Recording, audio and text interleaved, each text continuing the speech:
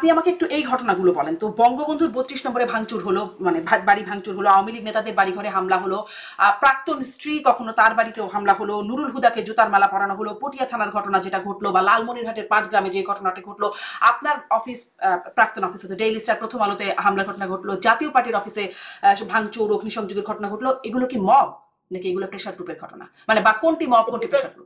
শেখ হাসিনা যদি ওইভাবে কথা বলে উস্কানি না দিত তাইলে হয়তো 32 নম্বর ওইভাবে ভাঙা হতো না।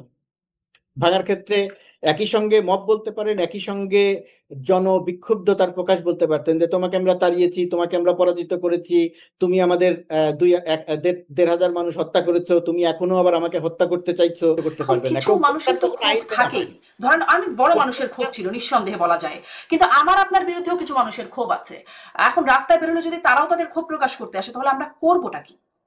জুলাইয়ে কি হয়েছিল, অগাস্টে কি হয়েছিল, এই ছেলেগুলো সামনে থেকে, পেছনে সবাই ছিল, এই ছেলেগুলো সামনে থেকে তারা জানতো যে তাদের গুলি করা হতে পারে, মানুষও জানতো যে তাদের গুলি করে মেরে ফেলা হতে পারে, কিন্তু এই ছেলেগুলো সামনে থেকে সরে যায় নাই। চাঁদাবাজি, দখলবাজি, প্রভাব খাটানো, আর্থিক অস্বচ্ছতা, নারী কেলেঙ্কারি, মব ইত্যাদি নানান রকম অভিযোগ যেগুলো পুরনোদের বিরুদ্ধে আছে তাদের বিরুদ্ধেও হচ্ছে। নতুন আসলে কি দেখাচ্ছে দল? এখানে কারো নামে 400 মামলা দেয়া হয় নাই। হয়েছে তো, আওয়ামী লীগ নেতাদের নামে 400 মামলা। 4 কোটি মামলা হওয়া উচিত, তারা যে পরিমাণ অপকর্ম করে তা বলতে পালিয়েছে। পারেন। কথা নাই 100 মামলা মির্জা ফখরুলের নামে দেওয়ার কথা না, গাড়ি ভাঙচুর, ময়লার গাড়ি পোড়ানো, এই মামলা।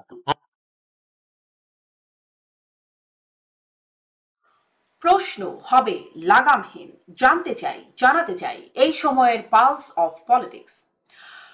২৪ জুলাই থেকে ২৫ জুলাই গণঅভ্যুত্থানের ১ বছরে অনেক প্রত্যাশা পাল্টেছে হতাশায়, উপরন্তু বেড়েছে মব সন্ত্রাস। মবকে আওয়ামী ন্যারেটিভ, যারা মব বলছে তারা সফট আওয়ামী লীগার, বা জুলাই ছাত্র জনতা বিপ্লবী, মব নয়।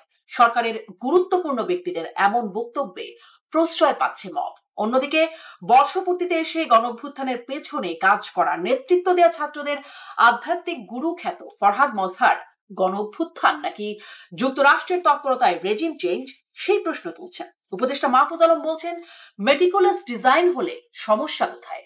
তাহলে উপদেষ্টা আসিফ মাহমুদ যে বলেছিলেন ৫ই আগস্ট সরকার পতন না হলে সশস্ত্র বিপ্লবের প্রস্তুতি ছিল, সেটিও কি মেটিকুলাস ডিজাইনের মধ্যে ছিল? স্থান করছেন আপনার প্রথমত আপনার ফেসবুক পোস্টের একটা পোস্ট নিয়ে কথা বলি। আপনি লিখছেন, আমি কিছু কিছু অংশ পড়ছি। নাহিদ হাসনাতের এই পদযাত্রা বাংলাদেশের রাজনীতির জন্য অত্যন্ত তাৎপর্যপূর্ণ। অনেকেই বলার চেষ্টা করেছেন তাদের ডাকে মানুষ আসবে না। ব্যাপক লোক সমাগমের পর এখন বলা হচ্ছে পদযাত্রা সমাবেশে মানুষ আসলেও এনসিপি কে ভোট দেবে না।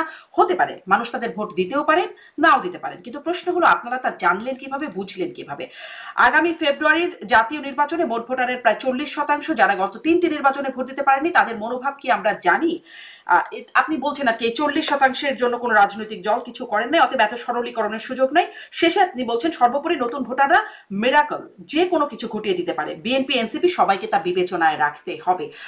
এই পোস্টটি পড়ার পরই আমি দেখলাম যে অ্যাকশন এইড এবং সানেম একটা জরিপ করেছে এই নতুন ভোটারদের মধ্যে ১৫ থেকে ৩৫ বছর বয়সী, যারা আসলে গত ৩টি নির্বাচনে ভোট দেওয়ার মতো হয়তো দিতে পারেননি, তাদের মধ্যে ২০০০ তরুণ তরুণীকে নিয়ে একটা জরিপ করেছেন। সেই জরিপে বলছে ৩৮.৭৬% ভোট যাবে বিএনপিতে, ২১.৪৫% ভোট দেবে জামায়াত ইসলামীকে, ১৫.৮৪% এনসিপিকে, এবং যদি আওয়ামী লীগ ভোটে অংশ নিতে পারে ১৫.৮৪%, মানে এনসিপির একই পরিমাণ ভোট আওয়ামী লীগে যাবে। এই জরিপ দেখে কি মনে হচ্ছে? একটা তো জরিপ পাওয়া যাচ্ছে, মিরাকল ঘটবার কোনো প্রথমত কথা, প্রথমত আপনাকে ধন্যবাদ। প্রথমত কথা, আমি লিখেছি কোনো তথ্য উপাত্ত প্রায় ছাড়া বলতে শুধুমাত্র ২০০০ ফেব্রুয়ারির নির্বাচনের সময়ে মোট যে ভোটার এবং আরো কিছু ভোটার যোগ হবে, যোগ হয়ে গিয়ে ধারণা করা হচ্ছে এটা যে একেবারে পুরোপুরিভাবে আমার এটা সঠিক সেটা না হতে পারে, প্লাস মাইনাস প্রায় ৪০% থাকবে নতুন ভোটার, যারা ধরেন ২০০৯ সালে যাদের একটা অংশ ভোট দিয়েছে, ২০০৯ সালের পরে যারা ভোটার হয়েছে তারা ১৪, ১৮, ২৪-এ ভোট দেয় নাই, দিতে পারে নাই, সিস্টেমই ছিল। তো এইটা একটা অনেক বড় সংখ্যা। এবং আওয়ামী লীগের পুরো সময়কালে এমন একটা ধারণা তৈরি হয়েছিল যে আওয়ামী লীগ কমপক্ষে 2041 সাল পর্যন্ত থাকবেন ক্ষমতায়, শেখ হাসিনা যতদিন জীবিত থাকবেন ততদিন থাকবেন, শেখ হাসিনা অপরাজেয়, তার পতন হবে না বা তাকে ক্ষমতা থেকে সরানো যাবে না, এরকম একটা ধারণা মোটামুটিভাবে আমাদের সবার মধ্যেই প্রতিষ্ঠিত হয়ে গিয়েছিল। এখন হয়তো অনেকেই বলার চেষ্টা করেন যে না, আমি আগে এটা বলেছিলাম। তো সেটা আমার ধারণা যে সবাই মোটামুটি এরকম এরকম একটা ধারণা তৈরি হয়ে গেছিলাম। কিন্তু এটার পরিবর্তনটা কিভাবে হলো? পরিবর্তনটা সামনে থেকে নেতৃত্ব দিল তরুণরা, পেছনে থাকলো সবাই। সবাই বলতে হুম, বাংলাদেশের দল মত নির্বিশেষে সব মানুষ। তো সেই রকম একটা জায়গাতে একটা মিরাকেল ঘটলো যে শেখ হাসিনাকে পালিয়ে যেতে হলো, পতন হলো, আওয়ামী লীগের মতো এত বড় একটা রাজনৈতিক দল এই মুহূর্তে অস্তিত্বহীন। এই মুহূর্তে অস্তিত্বহীন, পুরোপুরি অস্তিত্বহীন হয়ে গেছেন সেটা আমি বলছি না। এই মুহূর্তে একটা অস্তিত্বহীন, তারা একটা ভার্চুয়ালি একটা গালিবাজ সংগঠনে পরিণত হয়েছে। ভার্চুয়ালি যদি কার্যক্রম থাকতো তাও বুঝতাম যে হ্যাঁ, ভার্চুয়ালি তাদের এক ধরনের দল গোছানোর ব্যাপার আছে। যেমন ধরেন এই ভিডিওর নিচে গিয়ে আপনি দেখবেন যে 100 মতামত থাকলে এর মধ্যে 50-60 জন গালাগালি করবে।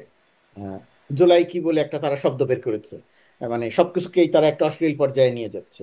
তো এইরকম একটা জায়গাতে আমার মনে হয়েছে যে যদি এই নতুন ভোটারদের যদি রাজনৈতিক দলগুলো আস্থায় নিতে না পারে, অথবা কোনো রাজনৈতিক দল যদি তাদের আস্থায় নিতে না পারে, আস্থায় নিতে না পারে বলতে আসলে কি বোঝাচ্ছি?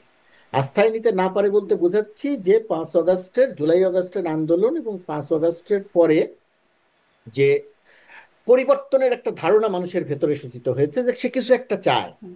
কিছু একটা পরিবর্তন চায়, আবার কোনো একটা ফ্যাসিস্ট সরকার ক্ষমতায় থাকবে, সে সেটা চায় না। এর কোনো জরিপ নাই, কিন্তু মোটামুটি ভাবে আমরা মনোভাব দেখলে বুঝতে পারি।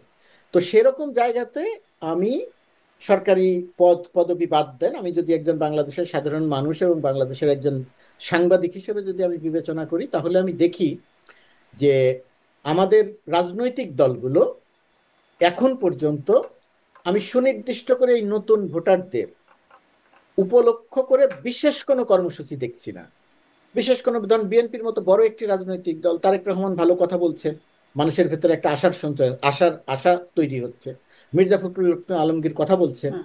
আবার এর ভেতরে কেউ কেউ কথা বলছেন, সেই কথাগুলো মানুষ মনে করছে যাচ্ছে তাহলে কি আমরা সেই পুরনো ধারাতেই থাকলাম? অথবা এই নতুন ভোটারদের টার্গেট করে কোনো কর্মসূচি এখনো পর্যন্ত দেয়া হয়নি। এনসিপির কথা যেটা বললেন, আমার কাছে এনসিপির ধারণা, এনসিপির যে নেতৃবৃন্দ সামনে থেকে নেতৃত্ব দিয়ে যে মানে মানুষের ভেতরে যে আস্থা অর্জন করলেন, এই সময়ের সাথে সাথে এই কয়েক মাসের মধ্যে তাদের সেই জায়গাটাতে অনেকগুলো জায়গাতে প্রশ্ন তৈরি হয়েছে। সেই প্রশ্ন আমার ধারণা যে তারাও বুঝতে পেরেছে। সেরকম একটা জায়গা থেকে মনে করা হচ্ছিল, অনেকেই লিখছিলেন যে এনসিপি শেষ, তাদের আর কোনো ভরসা সম্ভাবনা নাই, তাদেরকে দিয়ে কিছু হবে না, এটা অনেকেই বলার চেষ্টা করছিলেন, আমি যদিও তা মনে করি না। কিন্তু সেরকম একটা জায়গাতে এই যে রাজনীতিতে তো মানুষের কাছে যাওয়া ছাড়া কোনো উপায় নাই যদি আপনি ভোটের রাজনীতি করেন। তো তারা যে মানুষের কাছে গেল, আমি সত্যি সত্যি একটা সংশয় সন্দেহে ছিলাম যে এই যে মানুষের কাছে যে তারা যাওয়ার সিদ্ধান্ত নিল, এই যাওয়ার সিদ্ধান্তের সময় মানুষ আসলে তাদেরকে কিভাবে সাড়া দিবে। অনেকেই বলল মানুষ সাড়া দিবে না, আবার অনেকেই বলার চেষ্টা করলো যে মানুষ সমাবেশে আসলেও, পদযাত্রায় আসলেও ভোট দিবে না। আমি সেটাই লিখেছি। এখন হয় কি যে একটা রাজনৈতিক দল যখন একটা সমাবেশ করে, বাংলাদেশে যেহেতু অল্প জায়গায় অনেক বেশি মানুষ বসবাস করেন, সেই কারণে বাংলাদেশের কোনো জনসভায় খুব বেশি মানুষ জড়ো করাটা খুব বড় চ্যালেঞ্জ না, এটা খুব একটি সরলীকরণ হবে। আবার অনেক বড় চ্যালেঞ্জ বলতে ধরেন বিএনপি আজকে একটি জনসভা করলে যে পরিমাণ লোক জড়ো করতে পারবে, সিপিবি একটি জনসভা করলে সেই পরিমাণ লোক জড়ো করতে পারবে না। ছোট বড় দলের একটা ব্যাপার আছে। তো এনসিপির ব্যাপারটা আমার কাছে মনে হয়েছে যে মানুষ আবার যে এই এই এই এই বিষয়টিও আমরা জানি, টাকা দিয়ে অনেক সময় জনসভায় লোক দেওয়া হয় বা খাবারের বিনিময়ে জনসভায় লোক আসে, তাও তো আসে। খাবারের বিনিময়ে সিপিবি লোক হয়তো সেই আসে, টাকাটা দিতেও পারবে না। খাবারের বিনিময়ে লোক আসে, টাকা দিয়ে লোক আনা যায়, টাকা দিয়ে হরতাল করা যায়, টাকা দিয়ে রাজনৈতিক কর্মসূচি বাস্তবায়ন করা যায় বা করায় সহায়তা করা যায়, এগুলো সবই আমরা জানি, হুম। এগুলো কোনো অসত্য নয়, এগুলো সত্য। কিন্তু আমার কাছে মনে হয় এগুলো আংশিক সত্য। হুম। এগুলো আংশিক সত্য। আপনার যদি ধরেন আমরা এরশাদের সময় দেখতাম আদমজি জুট মিল থেকে, হুম। আদমজি জুট মিলে 30,000-এর উপরে শ্রমিক ছিল, ওই 30,000 শ্রমিককে বাস ভর্তি করে ঢাকা শহরে নিয়ে আসা হতো। এখন ওই সংস্কৃতিটার একটু পরিবর্তন হয়েছে। ধরেন এনসিপি যে টাকা দিয়ে লোক এনেছে, আপনি দেখবেন গণমাধ্যম বা অন্যান্য সোশ্যাল মিডিয়া বা অন্যান্য জায়গাতে দেখবেন তেমন প্রচারণা নাই যে টাকা দিয়ে লোক এনেছে। এবং যে মানুষগুলো সামনে বসে বসে আছেন বা যে মানুষগুলো তাদের পদযাত্রায় এসেছেন, তারা ঠিক টাকা নিয়ে এসেছেন চেহারা সুরত ঠিক তা বলে না। হতে পারে কিছু, আমি একেবারে ইয়ে করছিলাম, কিন্তু এটা সেটা অবশ্য আমার বলে না। এখনকার আলোচনার বিষয় না, তবু এটিএন নিউজে আমি একটা একটু শেষ একটা করে দিই এই প্রতিবেদন জায়গাটা, দেখছিলাম। জাস্ট আমি একটু শেষ করে দিই এই জি, জায়গাটা। হ্যাঁ। এটা বলেন হয় না। আরেকটা কথা যেটা বলা হচ্ছে যে জামাত লোক যোগান দিচ্ছে, চরমোনাইপির লোক যোগান দিচ্ছে, অমুকের লোক যোগান দিচ্ছে। কিন্তু এই যে লোকজনগুলো যারা সামনে হুম, বসে আছে, দিতে পারে তারা কিছু লোক, আমি হুম, জানি না, আমার বিশেষ কাছে কোনো তথ্য নাই, কিন্তু তাদের চেহারা তাদের অবস্থান দেখে সেটাও মনে হয় না যে এদেরকে মাদ্রাসা থেকে পাঠানো হচ্ছে বা পীরের পীরের দরবার থেকে পাঠানো হচ্ছে। আমার কাছে মনে হচ্ছে যে এনসিপির প্রতি মানুষের এক ধরনের একটা আগ্রহ এখনো আছে, এবং মানুষ সেটা জানতে চায় এবং বুঝতে চায়। এই মানুষগুলো এনসিপি কে ভোট দিবে আমি সেটা বলছি না, কিন্তু এদের প্রতি একটা আগ্রহ জি। আছে। এই আমি ওই যে জায়গাটা বলছি। এটিএন নিউজের যেটার কথা বলছিলাম সেখানে দেখছিলাম যে মানুষ আসছে। আমি ঠিক বুঝতে পারিনি যেটা কোথাকার কোন সমাবেশের কথা। কিন্তু তারা আসছে, কোথায় আসছে সেটাও তারা জানে না, কাকে ভোট দেবে সেটাও তারা জানে না। ওই যে একটা ভিডিও ভাইরাল হয়েছিল না, ভোট কেন্দ্রে গেছেন খুশিতে ঠেলায় ঘুরতে গিয়েছিলেন। তো এরকম কিছু মানুষ আসলে সমাবেশেও আসছে, এবং তারা কেন আসছে, কোন দলের সমাবেশে আসছে সেটা তারা বলতে পারে না, কি চায় সেটাও তারা বলতে পারে না। তাদেরকে শেষ করে টাকা দেবে এরকম একটা রিপোর্ট আমি দেখছিলাম। এটি আসলে কোন দলে সেটা বুঝতে পারিনি। যাই হোক, আপনার কাছে যে প্রশ্নটি করছিলাম আরেকবার একটু করি, যে তাহলে মিরাকল ঘটার কোনো সম্ভাবনা আপনি দেখেন কিনা, জরিপটি আপনি আমলে নেন কিনা, যে জরিপটির কথা সানেম এবং অ্যাকশন এইড যে জরিপটি বললো। এই জরিপের আমি এখন পর্যন্ত ডিটেল জানি না, জরিপের মেথোডোলজিটা আমি জানি না এখন পর্যন্ত। এই জরিপটি 8টি জেলায় করা হয়েছে, 8টি জেলায় বা 8টি বিভাগ থেকে বাছাই করা হয়েছে। এখন সেই সমস্ত জায়গাতে কোন জায়গা, জেলাগুলো বলতে কোন জেলাগুলোকে বিবেচনায় নেওয়া হয়েছে, এর মধ্যে কি বগুড়া আছে, হুম, এর মধ্যে কি সাতক্ষীরা আছে, হুম, এর মধ্যে কি গোপালগঞ্জ আছে, এই জায়গাগুলো আমি জানি না। হুম, তো এই বিষয়গুলো না দেখলে জরিপ সম্পর্কে মন্তব্য করা কঠিন। তবে জরিপ জরিপ আমি মনে করি যে যে কোনো জরিপ নিয়ে কেউ পক্ষে কথা বলবেন, কেউ বিপক্ষে কথা বলবেন। তবে আমি চাই যে একটা গণতান্ত্রিক পরিবেশে এই জরিপটা চলতে থাকুক, বাট এই জরিপের পুরোপুরি সবকিছুকে আমি গ্রহণ করছি বা গ্রহণ করে বলছি যে হ্যাঁ জরিপটি খুব ভালো হয়েছে, এইরকমই হতে পারে, সেটা বলছি না। তার কারণ আমার এই জরিপটি সম্পর্কে মন্তব্য করতে হলে আরো অনেকগুলো জিনিস জানতে জানতে হবে। হবে। আচ্ছা। কিন্তু আহ, মানুষের এই যে জরিপের এই ব্যাপারটাকে আমি স্বাগত জানাই। হুম। এটা আরো বেশি বাড়া উচিত, আরো বেশি বাড়ুক, তর্ক হোক, বিতর্ক হোক, মানে যে কিন্তু জরিপ যেন জরিপগুলো, বন্ধ করে দেয়। জরিপ এখন ভালোই হচ্ছে, মানে বেশ অনেকগুলোই জরিপ হচ্ছে। ইনোভেশন নামের একটা সংস্থা, তারা জরিপ করলো। এই জরিপগুলো মিরাকল ঘটার, আপনার মানে আপনার এই শব্দটা আমি একটু ক্যাচ করেছি, মিরাকল। মিরাকল ঘটবার মতো কিছু আছে কিনা সেটি একটু জানতে চাইছিলাম। এটাই একটু সাথে প্রশ্ন করি যে এই যে নতুন দল, তাদের পদযাত্রা তাৎপর্যপূর্ণ আপনি বলছেন, সেখানে এই নতুন দলকে কোনো নতুন আশার সঞ্চার, নতুন বন্দোবস্ত, খুব সুন্দর একটা টার্ম আছে, সেরকম কিছু আমরা আমাদেরকে দেখাতে পারলো কিনা, মিরাকল ঘটাবে যা দিয়ে, সেরকম কিছু হলো কিনা? কারণ তাদের বিরুদ্ধেও দেখেন চাঁদাবাজি, দখলবাজি, প্রভাব খাটানো, আর্থিক অস্বচ্ছতা, নারী কেলেঙ্কারি, মব ইত্যাদি নানান রকম অভিযোগ, যেগুলো পুরনোদের বিরুদ্ধে আছে তাদের বিরুদ্ধেও হচ্ছে। নতুন আসলে কি দেখাচ্ছে দল? দেখেন তাদের বিরুদ্ধে যে সমস্ত অভিযোগ আছে, আমি আমার অবস্থান থেকে একজন সাংবাদিক হিসেবে আমি পুরোপুরি সেগুলোকে উড়িয়ে দেই না, যেগুলো সব অসত্য, মিথ্যা, প্রোপাগান্ডা। তাদের বিরুদ্ধে যে সমস্ত অভিযোগ এসেছে সেই সমস্ত অভিযোগের একটা অংশ তো মিথ্যা। আমরা কিছু কিছু জিনিস জানি, একটা চরিত্র হননের একটা চেষ্টা চলছে। আর যে সমস্ত অভিযোগের সামান্যতম কোনো ভিত্তি আছে, আমার প্রত্যাশা থাকবে এই দলের যে তরুণ নেতৃত্ব তারা যেন বিষয়টিকে বিবেচনা করে দেখেন যে তাদের বিরুদ্ধে এই অভিযোগ কেন। হ্যাঁ, জুলাই আগস্ট আন্দোলনের সময় তাদের যে অবস্থান আর এখনকার অবস্থানের অবশ্যই একটা পরিবর্তন হয়েছে, কিন্তু সেই সমস্ত সব দিক বিবেচনায় নিয়েও আমার কাছে মনে হয় যে এই তরুণদের প্রতি দেশের মানুষের, সব মানুষের তো বলা যাবে না, একটা অংশের মানুষের এখনো আস্থা আছে, এবং সেই আস্থার প্রতিদানটা তারা দিতে পারবেন কি পারবেন না, মানুষের সামনে নতুন কিছু নিয়ে যেতে পারবেন কি পারবেন না। ধরেন জুলাইয়ে কি হয়েছিল, আগস্টে কি হয়েছিল, হুম, এই ছেলেগুলো সামনে থেকে, পেছনে সবাই ছিল, এই ছেলেগুলো সামনে থেকে তারা জানতো যে তাদের গুলি করা হতে পারে, মানুষও জানতো যে তাদের গুলি করে মেরে ফেলা হতে পারে, কিন্তু এই ছেলেগুলো সামনে থেকে সরে যায় নাই, যে কারণে মানুষ তাদের পছন্দ করেছিল। এখন তারা আজকে বা গতকালকেও নাহিদ ইসলাম যেটা বলেছে, আমরা কখনো আপোস করিনি, সামনের সময়টিতেও আপোস করব না। এই যে কথা, এই কথাকে তারা যদি দৃশ্যমান করতে পারে, তারা যদি মানুষের মনে ওই আস্থার জায়গাটা বোঝাতে পারে যে এরা নতুন কিছু করবে, তারা সেই জায়গাটাতে আমার ধারণা কিছুকে যে বোঝাতে মানুষের, পারলো? নতুন কিছুর কোথাও কি কোনো আশার সঞ্চার বা কোনো বার্তা কি তারা দিতে দেখেন পারলো? একটা একটা অভ্যুত্থানের পরে, একটা অভ্যুত্থানের পরে, এরকম একটা বিপ্লবের পরে যত রকমের অরাজকতা ঘটে বাংলাদেশে তার কিছু কিছু ঘটেছে, এবং আমার বিবেচনায় পৃথিবীর যে সমস্ত দেশে এই ধরনের স্বৈরাচারের পতনের পরে পরে এই রক্তাক্ত পতনের পরে যত রকমের ঘটনা এবং অনাকাঙ্ক্ষিত ঘটনা ঘটে, আপনি ওই যে মব থেকে শুরু করে যা যা বলেছেন আমি সবকিছুকে বিবেচনায় নিয়েও বলি যে বাংলাদেশে তুলনামূলকভাবে অনেক কম ঘটেছে। আমার এটা আমার পর্যালোচনা। তো সেরকম একটা জায়গাতে রাজনীতিতে কোনো শর্টকাট মেথড নাই। রাজনীতিতে আপনি আসবেন এবং এসেই বিপ্লব করতে পারেন, আপনি আন্দোলন একটা করতে পারেন, কিন্তু রাজনীতি, জনমানুষের আস্থা, ভোট, সমর্থন, এই জায়গাটাতে শর্টকাট কোনো মাধ্যম নেই। তো এই জায়গাটাতে তারা একটা চেষ্টা করছেন, সেই চেষ্টায় ভুল আছে, ত্রুটি আছে, বিচ্যুতি আছে, সবকিছু নিয়েই তারা সামনে আগাচ্ছেন। তাদেরকেও ফেরেস্তা নন, কিন্তু তাদেরকেও সেই চেষ্টায় একেবারে। আমাদের সামনে কি দৃশ্যমান হলো? নতুন বন্দোবস্তের কি আমরা পেলাম এখন পর্যন্ত দৃশ্যমান? নতুন বন্দোবস্তের জন্য তারা একটা একটা একটা একটা একটা স্বৈরাচারের পতন ঘটিয়েছে, একটা ফ্যাসিস্টের পতন ঘটিয়েছে। সেখানে তারা প্রমাণ করেছে যে তারা রক্ত দিয়ে হলেও এই জায়গাটাতে, তারা আদর্শের জায়গাটাতে, তার কথার জায়গাতে তারা ঠিক থাকবে। তারা একটা এটা সরকার তো তৈরি সবাই মিলে, আসলে এটা তো গণ অভ্যুত্থান যদি সবাই মিলে, ওটা তো তারা আসলে শুধুমাত্র একক ক্রেডিট না, তাই না? আমি এটা আছে, বলছি না যে বিএনপি তারা, আছে, জাতীয় পার্টি বা আমি জাতীয় বলছি না পার্টি যে জামাত তারা, আমি বলবো, বলছি, না আমি বলছি তারা এমনকি সামনে। আওয়ামী লীগেরও কিছু অংশ আছে। হ্যাঁ, দেখেন, দেখেন, 5 আগস্টের আগে পর্যন্ত আন্দোলনটার স্পিডটা কি ছিল? 5 আগস্টের আগে কোনো সন্দেহ নেই এই আন্দোলনে বিএনপি খুব গুরুত্বপূর্ণ একটা অংশ। কোনো সন্দেহ নেই এই আন্দোলনে জামাত একটা অংশ। কোনো সন্দেহ নেই এই আন্দোলনে হেফাজত একটা অংশ। কোনো সন্দেহ নেই এই আন্দোলনে বামরা একটা অংশ। কোনো সন্দেহ নাই রাজনীতি করে না, কিন্তু ফ্যাসিস্টের অত্যাচারে অতিষ্ঠ সাধারণ মানুষ, তারা এই আন্দোলনের একটা অংশ। আমি এদের কারো অবদানকে অস্বীকার করছি না, এরা অনেক বড়ভাবে অবদান রেখেছেন, কিন্তু আমাদের পাশাপাশি একটা জিনিস মাথায় রাখতে হবে যে সেই সময়ে এমন একটা পরিস্থিতি ছিল, কেউ কিন্তু বলছিল না যে আমি এই আন্দোলনটা করছি। কৌশলগত কারণে সবাই পেছনে ছিল, সামনে কারা ছিল? আমি সেটার কথা বলছি যে তারা সামনে ছিল। ধর সামনে যারা ছিল তারা যদি আপোষ করে ফেলতেন, তর্কের জন্য বলছি, তাহলে কি হতো? হয়তো এই আন্দোলনটি সফল হতো, আরো 1 বছর সময় লাগতো, আরো 2 বছর সময় লাগতো, আরো 5 বছর সময় লাগতো। কিন্তু আমার যেটা বক্তব্য সেটা হলো তারা তো আপোষ করে নাই। তাদের তো ওই যে রক্তাক্ত করে দিয়ে পিঠ থেকে শরীরের পুরো অংশ পর্যন্ত রক্তাক্ত করে দেওয়ার ঘটনা তো নাহিদের ক্ষেত্রে ঘটেছে।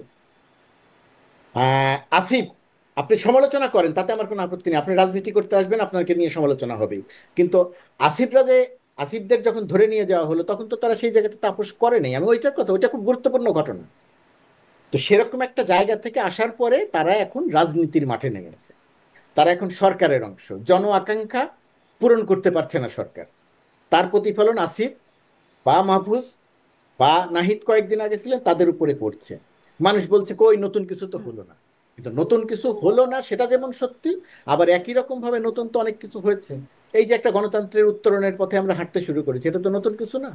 ধরেন ব্যাংকিং খাতে ছোটখাটো অভিযোগ আছে, কিন্তু বড় বড় অভিযোগ তো নাই। এখন তো ব্যাংক লুট হচ্ছে না। এখন তো কেউ ব্যাংক কোনো ব্যবসায়ীকে দিয়ে দিচ্ছে না। টাকা পাচারের ঘটনা তো এখন কমে গেছে। যদিও তো বিএনপি এই যে অভিযোগ করছে নতুন, 90,000 কোটি টাকা নাকি পাচার, যদি ভুল না বলি এই এগুলো সংখ্যাটা। এগুলো গল্প, এগুলোর কোনো ভিত্তি নাই। আপনার পূর্বের সময়ের যে তথ্য প্রমাণ ছিল আপনি এখন দেখবেন এগুলোর কোনো ভিত্তি নাই। আমি কিন্তু কখনোই তথ্য প্রমাণ পাই নাই। আমি তখন স্টুডিওতে বসে প্রশ্ন করতাম, পিকে হালদার ঠিক কত টাকা পাচার করেছেন, কেউ কি বলতে পারবেন? আমি আজ পর্যন্ত তথ্যটা এক্সাক্ট পিকে সংখ্যা হালদারের পাই নাই। সুনির্দিষ্ট তথ্য, পিকে হালদারের ব্যাংক খাত থেকে নিয়ে যাওয়ার সুনির্দিষ্ট তথ্য আছে। এস আলম কত বাংলাদেশ টাকা থেকে, নিয়েছেন, কত টাকা নিয়েছেন গোলাম মুর্তুজা? আমি দুদকের আইনজীবীকেও জিজ্ঞাসা করেছিলাম এই পিকে প্রশ্নটা। হালদারের পিকে হালদারের রাজনৈতিক ভাষ্য অনুযায়ী 10,000 কোটি টাকা, আর কাগজ কলমের প্রমাণ অনুযায়ী তার বিরুদ্ধে কয়েকটি মামলায় অঙ্ক যোগ করলে সেটা 3,500 কোটি টাকা হয়। এটা। আর আপনি যেটা বলছেন কখনোই নাই, এস আলমের বিরুদ্ধে কি, এস আলমের প্রমাণ কি আপনি পান নাই? এস আলম কমপক্ষে $1 বিলিয়ন বিদেশে বিনিয়োগ করেছে, তার তথ্য প্রমাণ তো কাগজপত্র আছে, সব কাগজপত্র আছে। এস আলমের বিরুদ্ধে অভিযোগ আছে $8 বিলিয়ন নিয়ে গেছে, কিন্তু কাগজপত্র সহ প্রমাণ পাওয়া গেছে এখন পর্যন্ত $1 বিলিয়ন। আপনি কি এই সময় কোনো $1 বিলিয়ন বা $1 মিলিয়ন কোনো প্রমাণ দেখাতে পারবেন যে এই লোকটা এইভাবে পাচার করে নিয়ে গেছে, সরকার তাকে সাপোর্ট করেছে? এখন দেখাতে পারবেন না। সুতরাং আমরা যখন কথা বলি বা অনেকেই কথা বলেন যে পাচার আগেও হয়েছে এখনো তো হচ্ছে, 90,000 কোটি টাকার কথা বললেন, 90,000 কোটি মানে টাকা এটা অভিযোগ, প্রমাণ। অভিযোগের কথা বলছি। হ্যাঁ, আমিও তাই বলছি যে অভিযোগ করেন, কিন্তু আপনার 16 বছর ধরে যে সরকারটা বাংলাদেশকে একেবারে নিঃশেষ করে গেছে, তথ্য যেমন আপনার এই জাভেদ, ওই যে আখতারুজ্জামান চৌধুরী বাবু মন্ত্রী, হ্যাঁ। ছেলে, সম্পদ বাজেয়াপ্ত হয়েছে। সালমান রহমানের ছেলের সম্পদ বাজেয়াপ্ত হয়েছে, তারা যে পরিমাণ টাকা পাচার করেছে বলে অভিযোগ, সেই তুলনায় এটা অনেক কম। কিন্তু হয়েছে তো, আপনি প্রমাণ তো পাচ্ছেন। তো এই এই যে অভিযোগগুলো বর্তমান সময়ের সঙ্গে যদি আপনি মেলাতে যান, তাহলে এটা আমার ধারণা যে অতি সরলীকরণ হবে এবং সেটা অন্যায় হবে যেই করুক। তো এগুলো তো নতুন বন্দোবস্তের অংশ। সবকিছু হয় নাই, সবকিছু হয়ে গেলে ভালো হতো, কিন্তু সবকিছু সম্ভব না। হ্যাঁ, আর ধরুন সবকিছু না আসিফ হলে মাহমুদের এপিএস এর বিরুদ্ধে 311 কোটি টাকা তার লুটপাট এবং পাচারের অভিযোগ অবশ্যই এটা, আসছে। অবশ্যই এটা গুরুতর হ্যাঁ, অভিযোগ এবং অবশ্যই এটা তদন্ত সরকারের দায়িত্ব হচ্ছে যত দ্রুত সম্ভব তদন্ত করে এটা হয়, যদি অভিযোগ সত্যি হয় তাহলে পানিশমেন্টের ব্যবস্থা করা, হ্যাঁ, আর সত্যি নিশ্চয়ই। না হলে একদম ক্লিয়ার করে বলা। সরকার এক্স্যাক্টলি, যত সময় সেটাই তো নেবে, বটেই, সেটা তো বটেই। আসিফরা যত সময় নিবে তত এর বিরুদ্ধে মানুষের মনোভাব হবে যে এখনো দুর্নীতি হচ্ছে। আমি ওই বক্তব্যের সঙ্গে একমত। মানে আমি এটাই, সরকার নিশ্চয়ই কাজ করছে, কিছু কাজ করছে, ভালো কাজ করছে, কিছু করতে পারছে না বা কিছু খারাপ হচ্ছে। কিন্তু নতুনরা আসলে নতুন বন্দোবস্ত কি দিল সেটি আমি বারবার বোঝার চেষ্টা করছিলাম যে রাজনৈতিক দল হিসেবে নতুনরা আসলো, এসে কি হলো, নতুন বন্দোবস্ত কি দিল। একটু মবের প্রসঙ্গে আসছিলাম, মব নিয়ে একটু আপনার সাথে কথা বলতে চাই। এখন এই পটিয়া থানার ঘটনার পরে আমরা দেখলাম এনসিপিও আন্দোলনকারীদের পক্ষে কথা বলছে, তাদেরকে আসলে মব বলছে না। মাহফুজ আলম অনেকদিন গেল ফেব্রুয়ারিতে সম্ভবত তিনি বলেছিলেন আর মব সহ্য করা হবে না, যেই করুক সেটি সহ্য করা হবে না। এখন এসে বলছে ছাত্র জনতা বিপ্লবী, তারা মব না, এটি তার ফেসবুক পোস্টে এরকমটি বলছেন। প্রেস সচিবের কাছ থেকে আমরা শুনতে পাচ্ছি, প্রধান উপদেষ্টা প্রেস সচিব, যে তারা প্রেশার গ্রুপ, মবকে আসলে সব মবকে তিনি মানে মবকে আসলে প্রেশার গ্রুপ বলতে তিনি স্বাচ্ছন্দ্য বোধ করছেন। সিনিয়র সহকারী প্রেস সচিব ফয়েজ আহমেদ বলছেন যে প্রতিবাদ, ছোটখাটো ঘটনা সবকিছুকে মব বলা ব্যক্তিদের বেশিরভাগই সফট আওয়ামী লীগার, এবং শুরু মানে ফেসবুক পোস্টের শুরুটি হচ্ছে মব একটি আওয়ামী ন্যারেটিভ। আপনার বক্তব্য কি? আপনিও সরকারের গুরুত্বপূর্ণ অবস্থান এবং আপনি একজন বিশিষ্ট সাংবাদিক বটে, সেখান থেকে আপনার কি বক্তব্য? সাম্প্রতিককালের ঘটনাগুলো কি মব দেখেন, নয়? মব মব নিয়ে কে কি বলেছে সেটা যার যার তার তার বক্তব্য। আমি তাদের কারো বক্তব্য নিয়ে মন্তব্য করব না। আমি আমার অবস্থান থেকে সেই মন্তব্য করতে পারি না, 1 নাম্বার। 2 নাম্বার হচ্ছে মবের ঘটনা ঘটেছে কিনা। অবশ্যই বেশ কিছু জায়গাতে মবের ঘটনা ঘটেছে, এবং সেটা শুরুর দিক থেকে সরকারের জায়গা থেকে যে পরিমাণ শক্তভাবে মোকাবেলা করা দরকার ছিল সেটা মোকাবেলা করা দরকার ছিল। সেই জায়গাটাতে একটা ব্যত্যয় আছে। ব্যত্যয় থাকার ফলে কিছু কিছু ঘটনা এখানে ঘটেছে যেগুলো জনক্ষুব্ধতার প্রকাশ। হুম। কিছু কিছু ঘটনা ঘটেছে সত্যি সত্যি পরিকল্পিতভাবে কাউকে নাজেহাল করা বা কাউকে হেনস্থা করার মতো ঘটনা। এই বিষয়টিকে আমরা পার্থক্য করতে পারিনি, এবং সরকারের জায়গার থেকে সরকারের পুলিশ বাহিনী সক্রিয় না থাকার কারণে যে সমস্ত বিশৃঙ্খলা করা হয়েছে, যেগুলো জন আকাঙ্ক্ষার প্রতিফলন না সেগুলো, এবং যেগুলো পরিকল্পিত মব, এই দুটিকেই এক করে ফেলা হয়েছে। এক করে ফেলার কারণে এখন আমি যতই এটার আলাদা আলাদা ব্যাখ্যা দিতে যাই না কেন, শুধু পেঁচিয়ে যাচ্ছে, জটিলতা তৈরি করছে। এই জায়গাটা আমি মনে করি যে আহ, অভ্যুত্থানের পর থেকে, গণ অভ্যুত্থানের পর থেকে যে সমস্ত ঘটনা ঘটেছে, সেই সমস্ত ঘটনার একটা অংশ ছিল জনবিক্ষুব্ধতার ফল, যেটা ঠেকানো অসম্ভব ছিল, সেটা পুরোপুরিভাবে ঠেকানো যেত না। আর যেটা পরিকল্পিতভাবে মানুষকে হেনস্থা করার জন্য করা হয়েছে, যেটা পরিকল্পিতভাবে অন্য কোনো উদ্দেশ্য নিয়ে করা হয়েছে, সেগুলো ঠেকানো দরকার ছিল সরকারের। অন্তত ঠেকানোর জন্য দৃশ্যমান তৎপরতা দরকার ছিল। আমরা দেখেছি সেই জায়গাটাতে একটা ব্যত্যয় আছে। সেই ব্যত্যয় থাকার কারণে অনেকে অনেক রকমের ব্যাখ্যা দিচ্ছেন, কিন্তু সাধারণ জনমানুষের মধ্যে এই মেসেজটা ঠিক মতো পৌঁছাচ্ছে না, এবং যেটা পৌঁছাচ্ছে সেটা ঠিক সরকারের ইমেজের জন্য কি বলবো, ইতিবাচক হচ্ছে না। আমার মনে হয় এই জায়গাটাতে একটা অবস্থান আরো আগে নেওয়া দরকার ছিল, এখন সেটা নেওয়া দরকার। কেমন অবস্থান নেওয়া দরকার? মানে সরকার যে অবস্থান নিচ্ছেন সেটি কি যথেষ্ট বা যৌক্তিক হচ্ছে না? মানে সরকারের গুরুত্বপূর্ণ অবস্থান ব্যক্তিরা অন্তত যে বক্তব্য দিচ্ছেন, মাহফুজ আলম, যে প্রেস অবস্থান সচিব, নেওয়া দরকার, সিনিয়র সহকারী প্রেস যে সচিব। এখন এসে যে অবস্থান নেওয়া দরকার, সেই অবস্থানটা হচ্ছে দোষী যে, তার বিরুদ্ধে অবশ্যই ব্যবস্থা নিতে হবে। এখন অন্যায় যে, দোষী যদি না বলা হয়, যদি তাদেরকে প্রেশার গ্রুপ বলা হয় না না, বা বলা হচ্ছে, সফট আওয়ামী লীগার বলা হচ্ছে, যদি বলা হয় আর কি এরকম, যেটা আসলে মব না আওয়ামী ন্যারেটিভ এটা, তাহলে দোষী বলা হচ্ছে না। আমি বলছি দোষী বলতে আমি বোঝাচ্ছি যারা অপরাধী, যাদেরকে মব তৈরি করে বা প্রেশার গ্রুপ তৈরি করে, প্রেশার গ্রুপ তাদেরকে গিয়ে ধরছে। যেমন ধরেন সিইসি নুরুল হুদা। হুম। নুরুল হুদার বিরুদ্ধে যে অভিযোগ, অথবা আব্দুল আওয়াল, তার বিরুদ্ধে যে অভিযোগ, অথবা তারও আগের রকিব হুদার বিরুদ্ধে, রকিবউদ্দিন হুদার বিরুদ্ধে যে অভিযোগ, এই অভিযোগগুলোর, আমি শুনি এইটার কথা বলছি, এই অভিযোগগুলোর কারণে এই যে বাংলাদেশে যে ফ্যাসিজম, বাংলাদেশে যে ফ্যাসিস্ট সরকারের যে মেয়াদকাল, এগুলোতে এই মানুষগুলো সামনে থেকে বৈধতা দিয়েছে। তো এই ধরনের মানুষের সরকারের উচিত ছিল ক্ষমতার প্রথম দিকেই, দায়িত্ব নেওয়ার প্রথম দিকেই এদের নামে বিরুদ্ধে সুনির্দিষ্ট ব্যবস্থা নেওয়া। তো সরকার যেহেতু এদের বিরুদ্ধে সুনির্দিষ্ট, সরকারেরও অনেক সীমাবদ্ধতা আছে, অনেকের বিরুদ্ধে ব্যবস্থা নিচ্ছে, অনেকের বিরুদ্ধে নিচ্ছে না, তার পুলিশ বাহিনীকে সক্রিয় করতে তার অনেক সময় লেগে যাচ্ছে। তো এই যে ব্যবস্থা নিচ্ছে না, বিক্ষুব্ধ মানুষের একটা অংশ মনে করছে যে এদের বিরুদ্ধে ব্যবস্থা নেওয়া যাচ্ছে না, বা ব্যবস্থা নিচ্ছেন, আমরাই গিয়ে ব্যবস্থা নেই। এখন এটাকে আপনি মব বলতে পারেন, এখন এটাকে আপনি প্রেশার গ্রুপ বলতে পারেন, তর্ক বিতর্ক আমরা করতে পারি, কিন্তু এই মানুষগুলোর বিরুদ্ধে ব্যবস্থা না, যে আমরা কি নেওয়া আসলে করতে পারি? সরকারও মানে মবের কি একটা সুনির্দিষ্ট সংজ্ঞা নাই, বা প্রেশার গ্রুপের একটা সুনির্দিষ্ট সংজ্ঞা কি নাই? মানে আমার মনে প্রেশার হয় গ্রুপ না বলতে এরকম। আমরা যেমন আমার বুঝি, আমরা আমার যেমন মনে বুঝে হয় আসছি, না। আমি ভুল হলে আপনি আমাকে শুধরে দিতে পারেন, যে প্রেশার গ্রুপ হতে পারে বিভিন্ন এনজিও, বিভিন্ন মানবাধিকার সংস্থা, তারা আসলে প্রেশার গ্রুপ হিসেবে কাজ করে বলে আমার জানা। আহ, এরা মানে কোন অর্থে প্রেশার গ্রুপ হতে পারে? আপনি একটা জিনিস খেয়াল করেন, প্রেশার গ্রুপ বলতে যেটা আমাদের এখানে তো অনেক পেঁচানো হচ্ছে বিষয়টা নিয়ে, যুদ্ধাপরাধীদের বিচারের সময় যখন গণজাগরণ মঞ্চ হলো, একজনের রায় হয়ে গেল, বিচারে রায় হয়ে গেল, হুম। তার বিরুদ্ধে গণজাগরণ মঞ্চে একটা বিক্ষুব্ধতা প্রকাশ পেল। সেই চাপের পরিপ্রেক্ষিতে আপনার আইন পরিবর্তন করা হলো, আবার নতুন করে শাস্তি দেয়া হলো, সেটা কার্যকর করা হলো। এখন এটাকে আপনি কি কি বলবেন? এটাকে আপনি কি প্রেশার গ্রুপ বলবেন? এটাকে কি আপনি আইন মব পরিবর্তন হয়েছিল, বলবেন? শাস্তির তো পরিবর্তনের কিছু নাই। মানে আইন পরিবর্তন হয়েছিল, আপিল করার একটা সুযোগ তৈরি করে দেওয়া হয়েছিল আইনে, যেটি আসলে পরিবর্তন হয়েছিল। আমি যেটা বলেছি, আপনি যেটা বলেছেন, আমরা কেউই ভুল বলিনি। হুম। যেটা বোঝাতে চেয়েছি সেটা আপনিও বুঝতে পেরেছেন, দর্শকও বুঝতে পেরেছে। রায় হয়ে যাওয়ার পরে আইন পরিবর্তন মানেটা কি? আপনি একজনকে ধরলেন, তিনি চুরি করেছেন, সেই আইন অনুযায়ী তার শাস্তি হয়ে গেল, তারপরে গিয়ে আবার আপনি চাপের কার মুখে পড়ে আইনটি পরিবর্তন করলেন।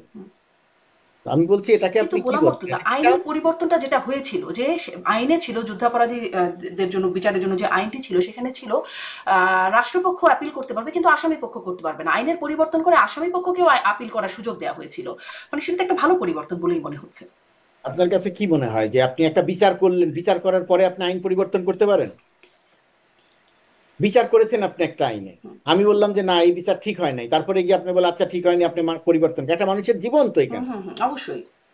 সুতরাং মানে এইটা নিয়ে কিন্তু আইন কথা পরিবর্তন করে তো আসলে আসামিকে আপিলের সুযোগ দেওয়া না, হচ্ছে। না, সেটা হয় নাই। আপনি আরেকটু ভালো মতো দেখেন, সেটা হয় না। এটা নিয়ে আমি বিস্তারিত আলোচনা না করি। আচ্ছা, এটা নিয়ে বিস্তারিত আলোচনা না করি, আসলে আজকের আলোচনার বিষয়বস্তু এটা না। হ্যাঁ, আহ, আমি বলেছি শুধু যে চাপের পরিপ্রেক্ষিতে, প্রেসার গ্রুপের পরিপ্রেক্ষিতে এটা কোনো নির্দিষ্ট সংজ্ঞা তৈরি করতে পারবেন না আপনি। এটা গ্রামারে, গ্রামারে এর কোনো সংজ্ঞা লেখা আচ্ছা, নেই। আপনি আমাকে একটু এই ঘটনাগুলো বলেন তো। বঙ্গবন্ধুর 32 নম্বরে ভাঙচুর হলো, মানে বাড়ি ভাঙচুর হলো, আওয়ামী লীগ নেতাদের বাড়ি ঘরে হামলা হলো, প্রাক্তন স্ত্রী কখনো তার বাড়িতেও হামলা হলো, নুরুল হুদাকে জুতার মালা পরানো হলো, পটিয়া থানার ঘটনা যেটা ঘটলো, বা লালমনিরহাটের পাটগ্রামে যে ঘটনাটা ঘটলো, আপনার অফিস, প্রাক্তন অফিসে তো ডেইলি স্টার প্রথম আলোতে হামলার ঘটনা ঘটলো, জাতীয় পার্টির অফিসে ভাঙচুর অগ্নিসংযোগের ঘটনা ঘটলো, এগুলো কি মব নাকি এগুলো প্রেশার গ্রুপের ঘটনা? মানে বা কোনটি মব কোনটি দুটোর, প্রেশার গ্রুপ? এটা আপনি দুটোর মিশ্রণ বলতে পারেন। এর কোনোটাই ওই প্রক্রিয়াতে ঘটা উচিত হয় নাই। যে প্রক্রিয়াতে ঘটেছে সেই প্রক্রিয়াতে ঘটা উচিত হয়নি। মানে এগুলো কি মব? এটাকে আপনি কোনো কোনোটা মব বলতে পারেন, কোনো কোনোটা প্রেসার গ্রুপ বলতে পারেন, আপনি কি কোনো বলবেন কোনোটা কোনটা কোনটা জনমতের। এখানে মব, যেমন কোনটা ধরেন প্রেশার? শেখ হাসিনা যদি ওইভাবে কথা বলে উস্কানি না দিত, তাহলে হয়তো 32 নম্বর ওইভাবে ভাঙা হতো না। ভাঙার ক্ষেত্রে একই সঙ্গে মব বলতে পারেন, একই সঙ্গে জনবিক্ষুব্ধতার প্রকাশ বলতে পারতেন, যে তোমাকে আমরা তাড়িয়েছি, তোমাকে আমরা পরাজিত করেছি, তুমি আমাদের দেড় হাজার মানুষ হত্যা করেছো, তুমি এখনো আবার আমাকে হত্যা করতে চাইছো। এই ক্ষেত্রে যারা মব তৈরি করার চেষ্টা করেছিল, তারা মব তৈরি করেছে, এর সঙ্গে গিয়ে সাধারণ মানুষ যোগ দিয়েছে, যোগ দেওয়ার পরিপ্রেক্ষিতে এই বাড়িটা ভাঙচুর করা হয়ে গেছে। তো সবকিছু মিলিয়ে আপনার এইটা মব, এইটা প্রেসার গ্রুপ, এইটা সুশীল সমাজের চাপ, আপনি এইভাবে এটাকে শনাক্ত করতে এখন পারবেন না। কিছু কেউ মানুষের গ্রেপ্তার তো তখন ক্ষোভ আইন করা থাকেই। হয়নি। ধরেন অনেক বড় মানুষের ক্ষোভ প্রত্যেকটা- ছিল, নিঃসন্দেহে বলা যায়। কিন্তু আমার আপনার বিরুদ্ধেও কিছু মানুষের ক্ষোভ আছে। এখন রাস্তায় বেরোলে যদি তারাও তাদের ক্ষোভ প্রকাশ করতে আসে, তাহলে আমরা করবোটা কি? আমরা অসহায়, আমরা কিছুই করব না, আমরা কিছু করতে পারি না, আপনি কিছু করতে পারেন না, আমি কিছু করতে পারি না। এই এক এই এই এই প্রক্রিয়ার মধ্যে দিয়েই আমরা গিয়েছিলাম। 16 বছর আমরা এই প্রক্রিয়ার মধ্য দিয়েই গিয়েছিলাম। 16 বছর পরে এসে মানুষ এই পরিবর্তনটা চেয়েছে, কিন্তু সমস্যাটা হয়ে গেছে যে এর সুযোগ কিছু মানুষ নিচ্ছে। হুম। আর সত্যি সত্যিই মানুষের কিছু ক্ষোভ আছে, কিছু বিক্ষুব্ধতা আছে। এই দুটিকে যখন একসঙ্গে মিলিয়ে দেয়া হচ্ছে অথবা মিলে যাচ্ছে ঘটনার পরিপ্রেক্ষিতে, তখন যেটা ঘটছে সেটা মনে হচ্ছে এটা অনাকাঙ্ক্ষিত। তখন সেটা মনে হচ্ছে যে এইভাবে ঘটা ঠিক হয়নি। এখন সুতরাং আপনার আপনি কি এই মনে হয় বিষয়টাকে, সরকারের অবস্থানকে, আপনি বলছিলেন যে যেটা উচিত ছিল সেটি সরকার ঠিক করতে পারে নাই হয়তো, এখন কি সরকার সেই করার মতো একটা দৃষ্টিভঙ্গিও রাখছে, নাকি আসলে এড়িয়ে যাবার মতো একটা অবস্থায় আছে? আমার ধারণা যে এখন সরকার করার মতো দৃষ্টিভঙ্গি রাখছে, এবং এটা সময় লাগছে, এটা আরো সময় লাগবে, কিন্তু সরকারের ভেতরে একটা চেষ্টা আছে। সরকারের গুরুত্বপূর্ণ ব্যক্তিদের বক্তব্যে কি তা মনে হচ্ছে, যেটা আমি বললাম, প্রেস সচিবের বক্তব্য, সিনিয়র সরকারি প্রেস সচিবের বক্তব্য, মাহফুজ আলমের তথ্য উপদেষ্টার বক্তব্য? না, এই এই এই বক্তব্যগুলো দেয়া হয়েছে, এর মানে এই না যে তারা এই এই ঘটনাগুলোকে আরো বাড়তে দিচ্ছে। একই সঙ্গে ব্যবস্থাও নেওয়া হচ্ছে। আপনি যে ঘটনাগুলো নিয়ে কথা বলা হচ্ছে সেই ঘটনার জন্য যারা দায়ী তাদের বিরুদ্ধে ব্যবস্থাও নেওয়া হচ্ছে। পটিয়া থানায় যে ঘটনাটি ঘটলো, কি হলো ব্যবস্থা? ওসির বিরুদ্ধে ব্যবস্থা হলো, আমরা দেখলাম তো। তাদেরকে সব প্রত্যাহার করা হলো, মানে আরো প্রত্যাহার ব্যবস্থা নেওয়া, প্রত্যাহার তদন্ত ধরুন হচ্ছে। ধরুন ধরুন ধরুন একটা জায়গাতে একটা ঘটনা ঘটলো, এই ঘটনা বাংলাদেশে নতুন না। কোনো একটি থানার উপরে মানুষের বিক্ষুব্ধতা তৈরি হয়েছে যে কোনো কারণে, লজিক্যাল কারণে অথবা লজিক ছাড়া কারণে, যে কোনো কারণে। এখন সেখানে এটাকে কেন্দ্র করে আরো অনেক বড় ঘটনা ঘটতে পারে, আরো বড় অনাকাঙ্ক্ষিত ঘটনা ঘটতে পারে। সেই অনাকাঙ্ক্ষিত ঘটনা দূর করার জন্যে এরকম একজন ওসিকে প্রত্যাহার করে নিয়ে আসার মধ্যে এত বড় কোনো পাপ আছে বলে আমি মনে করি না। হুম। আরো বড় কোনো ঘটনা না ঘটার ক্ষেত্রে ওসিকে প্রত্যাহার করা হতে পারে। আর তার যেটা আমার প্রত্যাশা, সেটা হচ্ছে প্রত্যাহার পর্যন্ত ঠিক আছে, পরের ঘটনাটা পুঙ্খানুপুঙ্খ তদন্ত হওয়া দরকার। যারা বললো থানা গুড়িয়ে দেওয়া হোক বা মানে থানা ভাঙচুরের, তাদের বিরুদ্ধে কোনো ব্যবস্থা? থানা গুড়িয়ে দেয়া হোক, থানার বিরুদ্ধে ব্যবস্থা, মানে যারা ভাঙচুর, এটা করছে বা ভাঙচুর করলো তাদের বিরুদ্ধে বলছি আর কি। অবশ্যই ব্যবস্থা নেওয়া উচিত। যদি না নিয়ে থাকে তাহলে জনচাপ থাকা উচিত, গণমাধ্যমের প্রেশার তৈরি করা উচিত। জি। এখান থেকে আমি জিজ্ঞাসা করছিলাম যে সরকারের দৃষ্টিভঙ্গিটা কি মনে হচ্ছে, ব্যবস্থা নেওয়ার মতো? আর সরকার 100% ঠিক সেটা তো হবে না, সেটা হ্যাঁ। তো আমি বলছি না। সরকারের অনেক দুর্বলতা আছে, সরকারের অনেক ব্যত্যয় আছে, সরকারের অনেক ত্রুটি আছে, কিন্তু সরকার চেষ্টা করছে, অনেক প্রতিকূল দুর্বলতাটা আসলে অবস্থা। কোথায়? ব্যবস্থা নিলে কি হয় যদি এখানে ব্যবস্থা নেয়? এই ব্যবস্থা নেওয়ার সক্ষমতা একটা গুরুত্বপূর্ণ ব্যাপার। কেন নাই যারা সক্ষমতা? সক্ষমতা বাড়ছে আস্তে আস্তে, এটা আরো সময় দিতে হবে। 1 মাস সময়, 1 বছরও হয়নি এখনো, এটা অনেক অল্প সময়। 16 বছরের জঞ্জাল, প্রশাসন, প্রশাসনের ভেতরে এখনো যেভাবে লোকজন রয়ে গেছে, পুলিশ বাহিনী সক্রিয় করতে, পুলিশ বাহিনীকে সক্রিয় করতে এখনো যে পরিমাণ সময় লাগছে, এটা আরো সময় দিতে হবে। আসলে কিভাবে 16 বছর। পুলিশ বাহিনী সক্রিয় হবে যখন আসলে পুলিশ বাহিনী যদি বলে যে একে আমি কেন গ্রেপ্তার করবো, এর বিরুদ্ধে মামলা নাই, আমি কিভাবে গ্রেপ্তার করবো? তারপর যদি এরকম ঘটনা ঘটে, নিশ্চয়ই পুলিশ বাহিনীর কোনো দোষ ত্রুটি থাকতে পারে। এটা একটি ঘটনা, সারা বা দেশে ধরেন কোথাও লালমনিরহাটের পাটগ্রামে যে ঘটনাটা ঘটলো, দেখেন, চাঁদাবাজদের ধরে নিয়ে আসছে। অনাকাঙ্ক্ষিত ঘটনা, অনাকাঙ্ক্ষিত ঘটনাই, কিন্তু সারা দেশের 550 থানা, 550-র উপরে থানা, সব সব থানায় এরকম ঘটনা ঘটছে না। আপনি উদাহরণ দিতে গেলে একটি দুটিই দিতে পারবেন। বা একটা চাঁদাবাজদের ধরে নিয়ে গেলে পরবর্তী, মাসুদ হান্নান যদি গিয়ে সেখানে আবার প্রভাব বিস্তার করে, এরকম ঘটনা একটা দুটা, কয়েকটা ঘটনায় তো আসলে নজির স্থাপন করে গণমাধ্যমে আসে, সব তো আসেও না। ডিআইজি কে গিয়ে শাসানো হচ্ছে, সেই ভিডিও ভাইরাল প্রথমত হয়েছে। কথা, সব আসে না, এই তথ্যটার সঙ্গে আমি একমত নই। হ্যাঁ।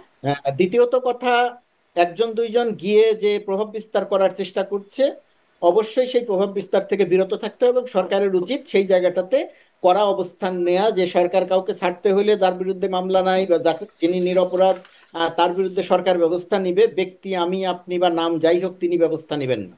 এই জায়গাটিতে সরকারের আরো অনেক সক্রিয় এবং শক্ত হওয়া দরকার। জি, সেটি নিশ্চয়ই আমরা প্রত্যাশা করব। সেই অবস্থানের ব্যত্যয় থাকছে বলেই এত প্রশ্ন। একটু আরেকটা প্রশ্ন যাই, জুলাই এর মানে বর্ষপূর্তি, সেই বর্ষপূর্তিতে এসে হঠাৎ করে, মানে হঠাৎ করে বলবো না, বা আগে থেকেও এরকম একটা প্রচারণা প্রোপাগান্ডা ছিল, এখন এসে এই বিষয়গুলো আলো আসছে যখন ফরহাদ মজহারের বক্তব্যটা সমকালে তার যে ইন্টারভিউ সেখানে আসলো। এটা জুলাইয়ের মানে অগাস্টের ঘটনার পরে, সরকার পতনের পরে আমরা দেখেছিলাম মার্কিন স্টেট ডিপার্টমেন্টের সাবেক কর্মকর্তা মাইক বেঞ্চ, তিনি বলেছিলেন যে রেজিম চেঞ্জের একটা ঘটনা, যুক্তরাষ্ট্র এখানে প্রভাব খাটিয়েছে। তিনি বলেছিলেন যে আওয়ামী লীগ যুক্তরাষ্ট্রের স্বার্থের পরিপন্থী এবং বিএনপিকে তারা তাদের স্বার্থের অনুকূলে মনে করেন। তারপরে আমরা দেখলাম জেফরি স্যাক্স, তিনি বললেন, তিনিও এরকম কথা বলেছেন যে পাকিস্তানের মতো বাংলাদেশেও রেজিম চেঞ্জে যুক্তরাষ্ট্রের মানে প্রভাব থাকতে পারে, শক্ত ভূমিকা থাকতে পারে, এই লক্ষ্যে বললেন। এবং তারপরে ফরহাদ মজহার বললেন জেফরি স্যাক্সের এই কথাটাকে তো ফেলে দেওয়া যাচ্ছে না, এরকম একটা কথা কিন্তু আসলো। আসলে আমরা দেশে দেশে যুক্তরাষ্ট্রের রেজিম চেঞ্জের ঘটনা দেখেছি, সেটা ইরাক, আফগানিস্তান, লিবিয়া, এরকম অনেক অনেক ঘটনা আছে আর কি, বলতে থাকলে অনেক বড় বলা যাবে। বাংলাদেশে কি এর কোনো ভিত্তি আছে? যে কথাগুলো বলছেন এখন জুলাই অভ্যুত্থানের পক্ষে শক্ত যারা অবস্থানে ছিলেন, সেই ফরহাদ মজহারও একটা প্রশ্নবোধ তুলে দিচ্ছেন, আসলে এটাকে কি বলবেন? দেখেন, আমি কারো নাম বললি না। বাংলাদেশে সবসময় কিছু বিভ্রান্তিকর মানুষ আছেন যারা সবসময় অন্যের কাঁধে বন্দুক রেখে গুলি করতে চান, বিপ্লব করতে চান অন্যের কাঁধে বন্দুক রেখে। তো বিপ্লব তো ওভাবে হয় না, মাঠে থেকে বিপ্লব করতে হয়। এটা একটা দিক। আর মার্কিন যুক্তরাষ্ট্র যেহেতু পৃথিবীর বিভিন্ন দেশে সরকার পরিবর্তনের সঙ্গে তার একটা সংশ্লিষ্টতা থাকে, এর কিছু তথ্য প্রমাণ পাওয়া যায়, কিছু তথ্য প্রমাণ পাওয়া যায় না, আহ, কিছু ধারণা করা হয়। তো সেরকম একটা জায়গাতে বাংলাদেশের সরকার পরিবর্তনের সঙ্গে আপনি যে নামগুলো বললেন, এই নামগুলোকে বলা হয়েছে যে থাকতে পারে, পাকিস্তানের মতো থাকতে পারে। ইমরান খানকে সরানোর ক্ষেত্রে একটা ভূমিকা ছিল, বলা হয় বাংলাদেশেও সেরকম একটা অবস্থা থাকতে পারে। আর আমার ব্যক্তিগতভাবে ধারণা সেটা যে বিগত ফ্যাসিস্ট রিজিমে শেখ হাসিনার সঙ্গে মার্কিন যুক্তরাষ্ট্রের সম্পর্ক ভালো ছিল না। বিভিন্ন সময়ে সেটা দৃশ্যমানভাবে দেখা গেছে। এই ভালো না থাকার কারণে একে একে দুই মেলানো হয়েছে। বাংলাদেশের মানুষ বিক্ষুব্ধতার এমন পর্যায়ে গেছে যে তারা রাস্তায় নেমে এসেছে। রাস্তায় নেমে এসে তারা গুলির সামনে বুক পেতে দিয়েছে। একজনকে গুলি করলে পাশের আর দুইজন সরে যায় না, সে সেখানে দাঁড়িয়ে থাকে অথবা সামনে এগিয়ে যায়। এই যে দৃশ্যটা, এটা মার্কিনিরা কি পরিকল্পনা করলো সেইটা বিবেচনায় নিয়ে করা হয় নাই। ওই ছেলে মেয়েগুলো সেটা বিবেচনায় নিয়ে করে নাই। আমি যেটা বোঝাতে চাইছি যে জনবিক্ষুব্ধতা এবং রক্ত দেওয়ার প্রবণতা এবং প্রতিরোধের শক্তি, গণঅভ্যুত্থানের শক্তি, বিপ্লবের শক্তি এতটাই প্রবল হয়ে গিয়েছিল যে সেই সময়ে যদি মার্কিন যুক্তরাষ্ট্র চাইতো যে আওয়ামী লীগ সরকারকে টিকিয়ে রাখতে হবে, তবুও তারা পারত না। ভারত যদি চাইতো যে আওয়ামী লীগ সরকারকে টিকিয়ে রাখতে হবে, তবুও তারা পারত না।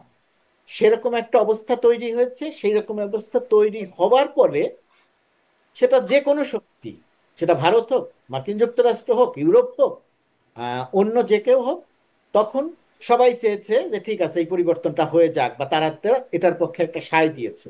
এই সায়ের অর্থ এই নয় যে তাদের কারণে পরিবর্তন হয়েছে বা বা তারা পরিকল্পিতভাবে পরিবর্তনটা করেছে।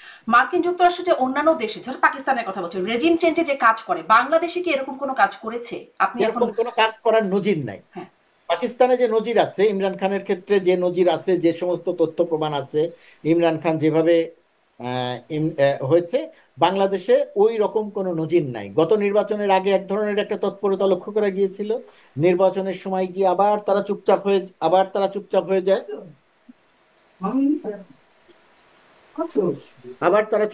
যায় বিগত নির্বাচনের আগে।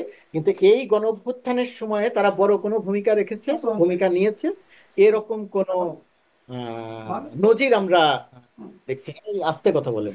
আপনার মনে হয় একটু মানে অফিসে মানুষও চলে আসছে, আমি খুব হ্যাঁ, হ্যাঁ, দ্রুতই শেষ নিশ্চয়ই। করার চেষ্টা করছি। আসিফ মাহমুদের একটা বক্তব্য আমরা শুনেছিলাম, তিনি বলেছেন, ফেসবুক পোস্টেও লিখেছেন যে মার্কিনীদের সাথে তাদের কথা হচ্ছিল, দূতাবাসের সাথে কথা হচ্ছিল অভ্যুত্থান চলাকালীন সময়ে। আসলে এই বিষয়গুলো তো আসছে, কেন তাদের সাথে কথা হচ্ছিল? হতেই পারে, আমাদের কোন কোন রাজনৈতিক দলের দূতাবাসের সাথে কথা হয় না? কিন্তু ছাত্ররা আমাদের কোথা থেকে আসলে এসে দূতাবাসের বুঝি সাথে নাই, কথা বলছে? বুঝিনি, আবার মানে বলেন। ছাত্ররা, আসিফ আসিফ মাহমুদ তখন ছাত্র, একদমই সাধারণ ছাত্র, তারা কোথা থেকে আসলে যুক্তরাষ্ট্র দূতাবাসের সাথে কথা বলে?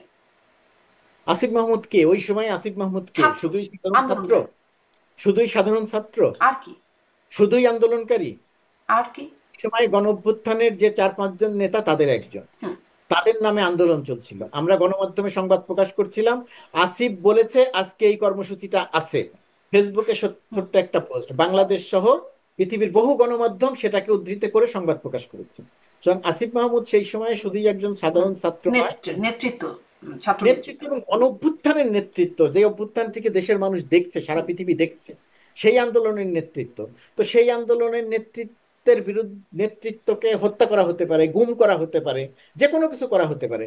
তো সেরকম একটা জায়গাতে শুধুমাত্র মার্কিন যুক্তরাষ্ট্রের সঙ্গে না, উনি বলেছেন একটার কথা, আমরা নিজেরা জানি, আরো বহু দেশ থেকে যোগাযোগ করেছে এদের সঙ্গে। রাশিয়া আগে থেকেই বলেছিল যে রেজিম চেঞ্জের একটা চেষ্টা, মানে এই তো তথ্য বাংলাদেশকে দিয়েও ছিল, যুক্তরাষ্ট্র করতে পারে, যুক্তরাষ্ট্রের সাথে এরকম যোগাযোগ, মানে কিছু রাশিয়া সমীকরণ বলেছে কি মিলবে না? রাশিয়া বলেছে তার পলিটিক্যাল অবস্থান থেকে। রাশিয়া যুক্তরাষ্ট্রের বিরুদ্ধেই অভিযোগ করবে। আবার যুক্তরাষ্ট্র অভিযোগ করলে রাশিয়ার বিরুদ্ধেই অভিযোগ করবে। তো এই সমস্ত অভিযোগ ভিত্তিহীন, অভিযোগের কোনো মূল্য আছে বলে আমি মনে করি না। আর যুক্তরাষ্ট্র দূতাবাসের পক্ষ থেকে সেই সময় যোগাযোগ করা হয়েছে, আরো অনেক দূতাবাসের, ইউরোপের আরো অনেক দূতাবাসের পক্ষ থেকে যোগাযোগ করা হয়েছে। এদেরকে, এরা যাতে বিপদে না পড়ে, এদেরকে কিভাবে একটু শেল্টার দেওয়া যায়, এদের মানবাধিকারের জায়গা থেকে সবাই চেষ্টা করেছে যাতে এদেরকে হত্যা করা না হয়, আচ্ছা, ও যাতে একটু আসিফ মাহমুদের ওই জায়গাটিও তাহলে জিজ্ঞাসা করি। তিনি বলেছিলেন সেখানেই যে 5ই আগস্ট সরকার পতন না হতো, সশস্ত্র বিপ্লবের প্রস্তুতি তাদের ছিল। এই সশস্ত্র বিপ্লবটা কিভাবে হতো, এই অস্ত্রগুলো কোথা থেকে এটা কিভাবে হতো আসতো এই বা বিষয়ে আসছিল, সেই এটা অস্ত্র ট্রেনিং কোত্থেকে আসছে, মানে ছিল কোথা থেকে আসলো ট্রেনিংটা, এবং সেই অস্ত্রগুলো এখন কোথায়? এই বিষয়ে আমার কোনো ধারণা নাই। সশস্ত্র বিপ্লব তারা ভাবতে পারেন যে আমরা সশস্ত্র বিপ্লব করব যদি আমরা সব ব্যর্থ না হই, সশস্ত্র ভাবতে পারেন হয়তো। এই বিষয়ে আমার কোনো ধারণা নাই, কোনো কথা হয়নি, হুম কিন্তু আমি হুম যেহেতু প্রশ্ন করলেন সেহেতু বলছি হুম। যে তারা হয়তো ভাবতে পারেন যে আমরা সশস্ত্র বিপ্লব করতে হতে পারে বাংলা, এইভাবে যদি পতন না হয়, কারণ আমরা তো বেঁচে থাকতে পারবো না। এখন সেই সশস্ত্র বিপ্লব করতে হবে এর মানে যে তারা অস্ত্র নিয়ে বসেছিলেন তা নয়, এর মানে তারা ট্রেনিং নিয়ে বসেছিলেন তা নয়। ঠিক আছে? এগুলো পরের ব্যাপার, হয়তো হয়তো হয়তো বা হতো, এটা তো হয়তোর আলোচনা, হয়তো বা আমাদের প্রস্তুতি এরকম হতে পারতো। এগুলোর সঙ্গে এই অস্ত্র, এগুলোর সঙ্গে ডক্টর ইউনূস বা ছাত্ররাই নিজেদেরকে হত্যা করেছে, এই সমস্ত সমীকরণ মেলানোর না, কোনো কারণ আছে ছাত্ররা বলে তার আমি কে মনে কাকে করি না। হত্যা করেছে সেটা সেটা তো না, কিন্তু অস্ত্রগুলো আসলে উৎস কি, কারা দিল, ট্রেনিং অস্ত্র কারা দিল? কোথায়? অস্ত্র আপনি কোথায় দেখলেন? মানে প্রস্তুতি যেহেতু ছিল, কোথাও না আছে। মানসিক প্রস্তুতি, মানসিক প্রস্তুতি, রাজনৈতিক প্রস্তুতি যে আমি সশস্ত্র সংগ্রাম করব। অস্ত্র না থাকলে মানসিক প্রস্তুতি আসে কোত্থেকে? আমি তো এখন ডেফিনেটলি ভাবতেই অস্ত্র পারবো না থাকে না। সশস্ত্র হতে কোনো পারে। একটা দল প্রথমে আগে অস্ত্র জোগাড় করে না, প্রথমে তার সিদ্ধান্ত নিতে হয় হুম। আমি কোন প্রক্রিয়াতে যাব। সে যদি সিদ্ধান্ত নেয় যে আমি সশস্ত্র সংগ্রাম করব, তারপরে গিয়ে তার অস্ত্রের জোগাড় জোগাড় করতে হয়, কিভাবে করতে হয়। আগে তো রাজনৈতিকভাবে সংগঠিত হতে হয়, হুম। রাজনৈতিক সিদ্ধান্ত নিতে হয়, মানে তাদের হাতে 5ই আগস্ট রাজনৈতিক। সরকার পতন না হলেই তাদের সশস্ত্র হবার প্রস্তুতি ছিল। সেই প্রস্তুতিটাই ছিল, যেহেতু সেটা তো ছিল তখন, এই জন্যই বলছেন যে প্রস্তুতি ছিল। ছিল মানে, ছিল মানে এর মানে এই না যে তারা অস্ত্র নিয়ে বসেছিল। কি আসলে তার মানে সেটাই বোঝার চেষ্টা করছি তাদের। না না, এটা এটা খুব সরল সরল হিসাব। থাকতে পারে, আমি প্রথমত বললাম এ বিষয়ে আমার আসিফ মাহমুদের সঙ্গে কোনো কথা কখনো হয় নাই, এনসিপির কোনো নেতার সাথে এই বিষয়ে কোনো কথা হয় নাই, কিন্তু তাদের ছিল বলতে কি বুঝিয়েছে, আমি বুঝি ছিল বলতে যে তারা মনে করেছিল যদি এইভাবে এই প্রক্রিয়ায় পতন না হয়, আমরা যেহেতু বাঁচতে পারবো না, আমাদের যেহেতু আন্ডারগ্রাউন্ডে চলে যেতে হবে হয়তোবা, আমাদের যেহেতু দেশ ছেড়ে চলে যেতে হবে হয়তোবা যদি পালাতে পারি, তো সেই ক্ষেত্রে আমরা সশস্ত্র সংগ্রাম করবো, এটাই তাদের একটা প্রস্তুতির কথা বলে থাকতে পারে। আর ভালো হয় এই প্রশ্নটা সরাসরি তাকে করা। জি। এবং সে বিষয়ে আসলে কেউ কথাও বললেন না, এরকম একজন উপদেষ্টা এই কথাটা বলে ফেললেন, তার প্রেক্ষিতে কেউ কথাও বললেন না। মাহফুজ আলম এখন ফেসবুক পোস্টে দেখছেন মেটিকুলাস ডিজাইনের সমস্যা কোথায়, এবং তিনি বলছেন 69-71 এখানে মেটিকুলাস ডিজাইন আছে, এবং তার অনেক বড় একটা পোস্ট, এতটা পড়া সম্ভব না। এবং তিনি পুনশ্চতে বলছেন যে দুটি ভাগে ভাগ ছিল আসলে এই জুলাই অভ্যুত্থানের অংশ, 5ই জুন থেকে 18ই জুলাই, এবং 19 জুলাই থেকে 5ই আগস্ট। প্রথম অংশটি অবশ্যই মেটিকুলাস ডিজাইনের অংশ ছিল। প্রথম অংশ মানে আপনারাও এটার সাথে প্রত্যক্ষ পরোক্ষভাবে কাজ করেছেন, এরপরেও আছেন। মেটিকুলাস ডিজাইনটা কি বুঝতে পেরেছিলেন? দেখেন, মেটিকুলাস শব্দটাকে একটা নেগেটিভ শব্দে পরিণত করা হয়েছে। ডক্টর ইনুজ যখন এই কথাটা বললেন তখন এটাকে একটা নেগেটিভ শব্দে পরিণত করা হয়েছে প্রপাগান্ডা চালিয়ে। এই আন্দোলনটার ধরন অন্য যে কোনো আন্দোলনের চেয়ে একটু আলাদা ছিল। এটা আপনি গণ অভ্যুত্থানের ইতিহাস যখন লেখা হবে তখন আপনি দেখবেন। আলাদা ছিল মানেটা কি? আলাদা ছিল মানে হচ্ছে এই আন্দোলনের একজন নেতা ছিল না, এই আন্দোলনের কয়েকজন নেতা সামনে ছিল, আরো বড় বড় নেতা, বড় বড় রাজনৈতিক দলের নেতারা ছিল পেছনে। নর্মালি বড় রাজনৈতিক দলের নেতারা সামনে থাকেন সাধারণত, তারা পেছনে থাকেন, কিন্তু এই আন্দোলনের ক্ষেত্রে তারা পেছনে ছিলেন, 1 নম্বর। 2 নম্বর, এই আন্দোলনের নেতা একজন ছিলেন না। যেমন গোয়েন্দা সংস্থার সঙ্গে আমরা সাংবাদিক হিসেবে তখন দেখেছিলাম, কাকে ধরবে, কাকে ধরলে আন্দোলনটা বন্ধ করা যাবে, কাকে ধরলে আন্দোলনটা বাইপাস করা যাবে, ডাইভার্ট করা যাবে, এইটা আমাদের গোয়েন্দারা জানতেন না। তারা হাসনাতকে ধরবেন, তারা নাহিদকে ধরবেন, তারা আসিফকে ধরবেন, না কাকে ধরবেন এটা তারা বুঝতে পারছিলেন না। তো বাংলাদেশে এ যাবৎকালে যত আন্দোলন হয়েছে এই প্রক্রিয়ায় কোনো আন্দোলন হয় নাই। এরশাদ বিরোধী আন্দোলনের নেতা ছিলেন খালেদা জিয়া, শেখ হাসিনা, বামরাও ছিল, একজন নেতা ঠিক ছিল। কিন্তু এই আন্দোলনে সেটা ঠিক ছিল না। একজনকে ধরা হয়েছে আর একজন একটা ঘোষণা দিয়েছে, একজন আত্মগোপনে চলে গেছে, তার পেছনে গোয়েন্দা লেগেছে, আর একজন একটা ঘোষণা দিয়েছে, এবং ওই যে কে ঘোষণা দিয়েছে আমরা গণমাধ্যম হিসেবে আমরাও তাদের খুব পরিষ্কার করে জানতাম না, কে একটু একটু জানতাম। আবার একই রকম ভাবে গোয়েন্দারা বা সরকারও জানতো না। পুরো সিস্টেমকে, সরকারের পুরো মেকানিজমকে ফেল করানো হয়েছিল, বিভ্রান্ত করা হয়েছিল। তো মেটিকুলাস শব্দটা তো আকাশ থেকে পড়ে না, এই শব্দটা তো আমাদের এখানে আছে। তো মেটিকুলাস শব্দ দিয়ে এই ধরনের বহু জিনিসকে বোঝানো হয়েছে। মেটিকুলাস শব্দ মানে ষড়যন্ত্র করে। হুম, কারণ ষড়যন্ত্র মানেটা কি, সেটাও যে খুব সবসময় খারাপ শব্দ তা তো নয়। হুম। আগরতলা ষড়যন্ত্র তার খারাপ শব্দ না। তো এখন এই এই ব্যাপারগুলো ঘটেছে। অবশ্যই এটা অন্য আন্দোলনের চেয়ে আলাদা ছিল, মেটিকুলাস বলতে এখানে সেটাই বোঝানো হচ্ছে মানে যে একজন সুনির্দিষ্ট নেতা নাই, সুনিপুণ অনেকে। পরিকল্পনা বললে আমরা আসলে বাংলায় যদি ডেফিনেটলি বলি। নিপুণ পরিকল্পনা। নিপুণ পরিকল্পনা না থাকলে 5 জন 7 জন 10 জন লিডার থাকতে পারে না। একজন ধরা হলে যোগাযোগ বন্ধ, ইন্টারনেট বন্ধ, ফোনে কথা বলা যাচ্ছে না, সেরকম একটা জায়গাতে একজন কে খুঁজে পাওয়া যাচ্ছে না, আরেকজন কোনো একটা কোণার থেকে ছোট্ট একটা ঘোষণা দিয়ে দিচ্ছে, ভিপিএন দিয়ে ফেসবুক চালানো হচ্ছে, সেটার উপরে ভিত্তি করে সংবাদ সারা দেশে ছড়িয়ে পড়ছে। তো এগুলো কি আপনার সুনিপুণ পরিকল্পনার অংশ না? অথবা ঘটনার পরিপ্রেক্ষিতে সুনিপুণ পরিকল্পনা হয়ে গেছে? সুতরাং এটাকে, মেটিকুলাস শব্দকে আপনার এত নেগেটিভলি উপস্থাপনের কোনো না, কারণ নেই। নেগেটিভলি না, মেটিকুলাসের একটা সুনির্দিষ্ট অর্থ আছে, সে সুনির্দিষ্ট বা সুনিপুণ সেই একটা, অর্থের মধ্যে এই আমি যতগুলো কথা বললাম এই মানে পুরো তার মানে ব্যাপার, তো ষড়যন্ত্র না, মেটিকুলাস মানে তো ষড়যন্ত্র, এটার আভিধানিক এটাকে অর্থও তা না। এই এরকম একটা নেগেটিভ নেগেটিভ এরকম একটা নেগেটিভ ওয়ার্ডে পরিণত করা হয়েছে, হুম। তার না? কারণ পরিণত হয়তো এটার একটা বিশ্লেষণ এরকম হতে পারে যে মেটিকুলাস, আমরা তো মানে অন্তত ভাবছিলাম যেটি কোনো রকম পরিকল্পনা ছাড়া, কোটা আন্দোলন থেকে মানুষ নামলো কোটা আন্দোলনের পরিকল্পনায়, তারপরে সেটি সরকার পতন হয়ে গেল। এবং যেটি আমরা জানি গণ অভ্যুত্থান, সবাই মানুষ ঝাঁকে ঝাঁকে, কোনো নেতৃত্ব নাই সেখানে, মানুষ যোগ দিল, স্বয়ংক্রিয় বা স্বপ্রণোদিত একটা ব্যাপার স্যাপার এর মধ্যে। স্বপ্রণোদিতের সঙ্গে মেটিকুলাস শব্দের কোনো পার্থক্য নাই এই জায়গাটাতে। ধরুন 4 তারিখে যখন কর্মসূচি ঘোষণা দেওয়া হলো, 5 তারিখে কর্মসূচি নাই। পরবর্তীতে এই যে 6 তারিখের কর্মসূচিটা যে 5 তারিখে নিয়ে আসা হলো, একই সঙ্গে পরিকল্পিত, একই সঙ্গে তাৎক্ষণিকভাবে পরিকল্পিত, পুরো আন্দোলনটি স্বতঃস্ফূর্ত, এটা নিয়ে কোনো সন্দেহ নাই। কিন্তু একই রকম ভাবে সুনিপুণ পরিকল্পিত হচ্ছে নেতৃত্বের জায়গা থেকে।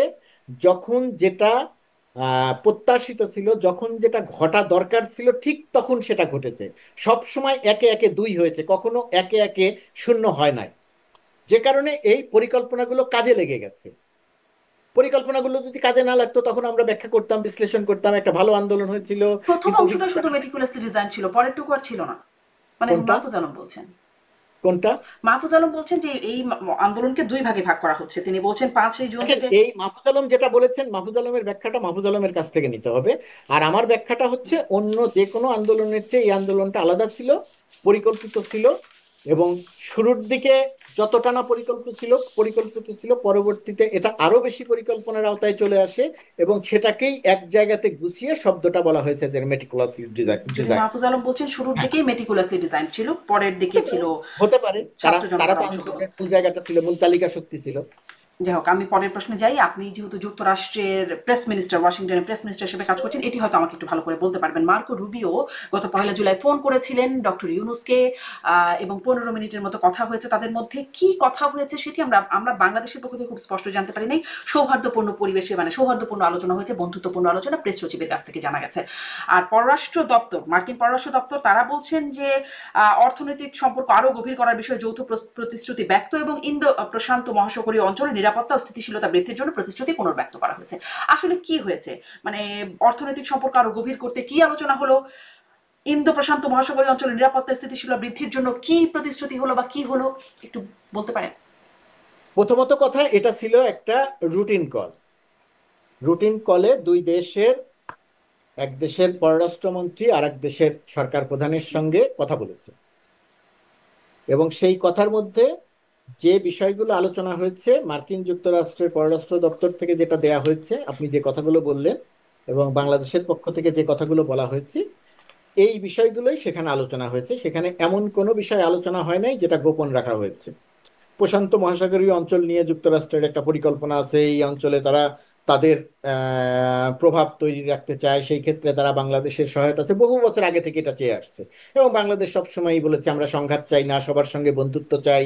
যে জায়গাতে যে সমর্থন বাংলাদেশের দেয়া দরকার, বাংলাদেশ সেই জায়গাটাতে সেই সমর্থন দিবে, এরকম একটা ব্যাপার তৈরি হয়েছে। এর মধ্যে নির্বাচন নিয়ে কথা হয়েছে, খুব স্বাভাবিক। বাংলাদেশে একটা ইন্টারিম সরকার, ডক্টর ইউনূস সেখানকার নেতা, তার সঙ্গে যখন মার্কিন পররাষ্ট্রমন্ত্রীর কথা হয়েছে, সেখানে বাংলাদেশের নির্বাচন প্রসঙ্গ এসেছে। ডক্টর ইউনূস নির্বাচন নিয়ে যে কথাগুলো তিনি পাবলিকলি বলেছেন, মানুষকে সামনে বলেছেন, সেই কথাগুলোই পুনর্ব্যক্ত করেছেন। আর অর্থনীতি বলতে অর্থনীতি এই মুহূর্তে আপনি জানেন যে বাংলাদেশের সঙ্গে যুক্তরাষ্ট্রের একটা খুব গুরুত্বপূর্ণ আলোচনা চলছে। ট্যারিফ ইস্যুতে খুব গুরুত্বপূর্ণ আলোচনা চলছে। যুক্তরাষ্ট্র পৃথিবীর বহু দেশের ক্ষেত্রে উপর ট্যারিফ আরোপ করেছে। এখন বাইলেটারাল আলোচনা চলছে, বাংলাদেশ একটা পার্ট, যুক্তরাষ্ট্র একটা পার্ট।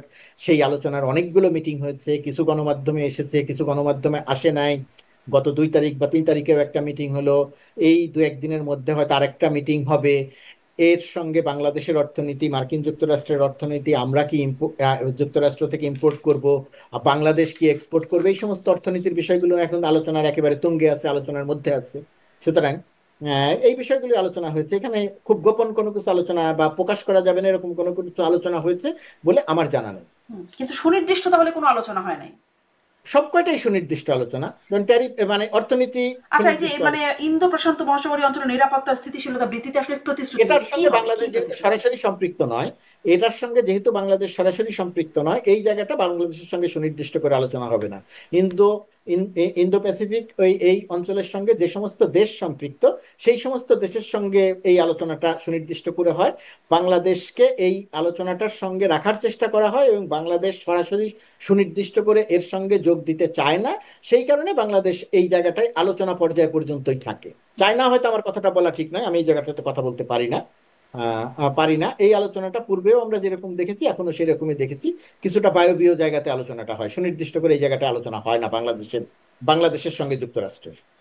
তাহলে এই আলোচনার ফল কি হলো, মানে এই আলোচনা থেকে কি আসলো? আলোচনা থেকে যুক্তরাষ্ট্রের সঙ্গে বাংলাদেশের যে দ্বিপাক্ষিক সম্পর্ক, সেই সম্পর্কটা জোরদার আছে, জোরদার হচ্ছে। ট্যারিফ ইস্যুতে বাংলাদেশ খুব ভালো একটা ছাড় চায়, সেই জায়গাটা নিয়ে আলোচনা হয়েছে। এখন দেখার বিষয় যে কি অর্জন হলো।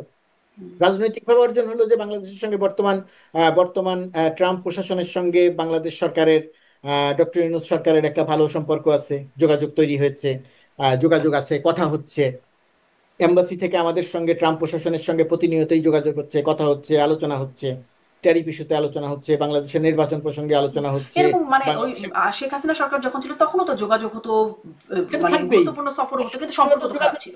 ধারণা করা হচ্ছিল, এই যোগাযোগটা গুরুত্বপূর্ণ কেন অন্য সময়ের চেয়ে ধারণা করা হচ্ছিল যে ডক্টর ইউনূসের সরকারের সঙ্গে ডেমোক্রেটদের যে সুসম্পর্ক আছে, রিপাবলিকানদের সেই সুসম্পর্ক নাই, এরকম একটা প্রচারণা ছিল। সেই প্রচারণাটা যে ঠিক নয়, মার্কিন প্রশাসনের সঙ্গে বর্তমান সরকারের যোগাযোগের মধ্য দিয়ে সেই ধারণাটা ভুল প্রমাণ হলো যে মার্কিন যুক্তরাষ্ট্রের সঙ্গে সম্পর্ক বাংলাদেশের বিশেষ কোনো সরকারের না। মার্কিন যুক্তরাষ্ট্র বাংলাদেশের মানে সঙ্গে ভালো যোগাযোগ খারাপ আর ভালো এটি আমরা বুঝবো কি করে? কারণ শেখ হাসিনার সঙ্গে যখন যোগাযোগ হতো তখনও যোগাযোগটা হতোই, সব সময় অনেক যোগাযোগ হতো, এম্বাসির সাথে যোগাযোগ বলি বা একদম গুরুত্বপূর্ণ লিডাররা সফর করতেন বাংলাদেশে, অথরিটি সফর করতেন, কথা হতো, যোগাযোগ তো হতোই, কিন্তু সম্পর্ক খারাপ ছিল। আর এখন ভালো বা খারাপ, ধরেন আপনি ভালো বা খারাপ বুঝবেন কিভাবে, গুরুত্বপূর্ণ প্রশ্ন। ধরেন ভারতের সঙ্গে বিগত সরকারের, ফ্যাসিস্ট সরকারের সম্পর্ক খুব ভালো ছিল, বোঝা যেত। এখন সম্পর্ক ভালো নাই, সেটা বোঝা যায়। আমেরিকার সঙ্গে বিগত সরকারের সম্পর্ক ভালো নাই যে কথাটা বলা হচ্ছে, সেটা কিছু কিছু ঘটনার পরিপ্রেক্ষিতে, নির্বাচনের সময় তাদের মতামত, বক্তব্য, অবস্থান, তার পরিপ্রেক্ষিতে। কিন্তু ব্যবসা বাণিজ্য সহ অন্যান্য ক্ষেত্রে যে সম্পর্ক ছিল, ধারণা করা হচ্ছিল যে সরকার পরিবর্তনের সঙ্গে সঙ্গে, অর্থাৎ বাংলাদেশের সরকার পরিবর্তন এবং এইখানকার ডেমোক্রেটদের পরাজয়ের পর রিপাবলিকানরা ট্রাম্প প্রশাসন ক্ষমতায় আসলে, বিশেষ করে ডক্টর ইউনূসের সঙ্গে হয়তো সেই সম্পর্কটা তেমন আর নাও থাকতে পারে। ধারণা করা হচ্ছিল, প্রোপাগান্ডা চালানো হচ্ছিল যে ট্রাম্প ডক্টর ইউনূসকে পছন্দ করেন না বা রিপাবলিকানরা ডক্টর ইউনূসকে পছন্দ করেন না। কিন্তু আমরা মার্কিন যুক্তরাষ্ট্রে থেকে কাজের সূত্রে দেখছি যে এইখানে সম্পর্ক ভালো, সম্পর্ক পছন্দ অপছন্দ কোনো ক্ষেত্রে কোনো পরিবর্তন আসে নাই। বাংলাদেশের সঙ্গে উল্টো অনেক ক্ষেত্রে সম্পর্ক আরো ভালো হয়েছে এবং রিপাবলিকানরাও বাংলাদেশের বিষয়ে, ডক্টর ইউনূস সরকারের বিষয়ে একই রকমের সমর্থন বা তার চেয়ে বেশি সমর্থন দিয়ে যাচ্ছে। সুতরাং এই সমর্থনটা আসলে কতদিনের জন্য? আপনি নির্বাচন বিষয়ে কথা হয়েছে বলছিলেন, মানে যুক্তরাষ্ট্র এখন নির্বাচন নিয়ে, বাংলাদেশের নির্বাচন নিয়ে বরাবরই তাদের একটা অবস্থান থাকে, এখন কি অবস্থা? যুক্তরাষ্ট্রের নির্বাচন নিয়ে সুনির্দিষ্ট কোনো অবস্থান নাই। যুক্তরাষ্ট্র বলে নাই যে নির্বাচন ফেব্রুয়ারিতে হতে পারে, যুক্তরাষ্ট্র বলে নাই যে এই নির্বাচনটা 2 বছর পরে হতে হবে বা নির্বাচনটি কালকে হতে হবে। যুক্তরাষ্ট্র একটা গণতন্ত্রে উত্তরণ দেখতে চায় বাংলাদেশে। সেই গণতন্ত্রে উত্তরণের জন্য যুক্তরাষ্ট্র সরকারের, ডক্টর ইউনূসের সরকারের প্রতি পূর্ণ আস্থা আছে। তিনি যে প্রক্রিয়াতে গণতন্ত্রে পদার্পণের টাইম লাইন সেট করেছেন তার প্রতি যুক্তরাষ্ট্র সরকারের সমর্থন আছে। মানে এটা কত দিনের জন্য না, সরকারটি তো ইন্টারিম সরকার। ফেব্রুয়ারিতে নির্বাচন হলে নির্বাচন পর্যন্ত, জুলাইতে নির্বাচন হলে জুলাই পর্যন্ত, জানুয়ারিতে নির্বাচন হলে জানুয়ারি পর্যন্ত। সরকার তো এক নির্বাচনকালীন সরকার, নির্বাচন পর্যন্ত সরকার। এখন আর যুক্তরাষ্ট্র ঠিক অংশগ্রহণমূলক নির্বাচনের প্রসঙ্গটা তোলে না। আগে এটা তাদের একটা অন্যতম টার্ম ছিল, অংশগ্রহণমূলক। কেন সেটি করে না সেটি সেটা যুক্তরাষ্ট্র ভালো বলতে পারবে। আওয়ামী লীগের কর্মকাণ্ডের কারণের কথা বলতে পারবে। আওয়ামী লীগ নিজেকে যে এক ধরনের দেউলিয়াত্ব প্রমাণ করেছে, আওয়ামী লীগ যে গণহত্যা চালিয়েছে, আওয়ামী লীগ যে মানুষ হত্যা করেছে, সেই সমস্ত হত্যার পরিপ্রেক্ষিতে তারা হয়তো চায় না যে একটা হত্যাকারী গণহত্যাকারী দল সেই গণহত্যার বিচার না হওয়া পর্যন্ত তাদেরকে নির্বাচনে অংশগ্রহণের সুযোগ দিতে হবে, তারা হয়তো সেটা মনে করেন না। হয়তো বা, এটা আমি তা বলছি, এটা নিয়ে আমার তার সাথে কথা হয় না। আওয়ামী লীগকে নিষিদ্ধ করার পরে যখন প্রশ্ন করা হয়েছিল স্টেট ডিপার্টমেন্টের মুখপাত্র, তখন তিনি আসলে এটিতে খুব ইতিবাচক মন্তব্য করেন। দেখেন, এটা বাংলাদেশের রাজনীতিতে, পৃথিবীর রাজনীতিতে খুব গুরুত্বপূর্ণ একটি ঘটনা। বাংলাদেশের মতো একটি দেশে যেখানে ছোটখাটো একটা ঘটনা ঘটলে ইউরোপ বা উত্তর আমেরিকা যেখানে কথা বলে, মন্তব্য করে, আওয়ামী লীগের মতো একটা দলকে, দলের কার্যক্রম নিষিদ্ধ করে দেওয়ার ফলে পরও জাতিসংঘ খুবই সহজ খুব নরম ভাষায় একটা প্রতিক্রিয়া দেখিয়েছে। মার্কিন যুক্তরাষ্ট্র কোনো প্রতিক্রিয়া দেখায় না, ইউরোপ কোনো তেমন কোনো প্রতিক্রিয়া দেখায় না। এই যে না দেখানোর কারণটি হচ্ছে আওয়ামী লীগ আর এখন রাজনৈতিক দল নাই।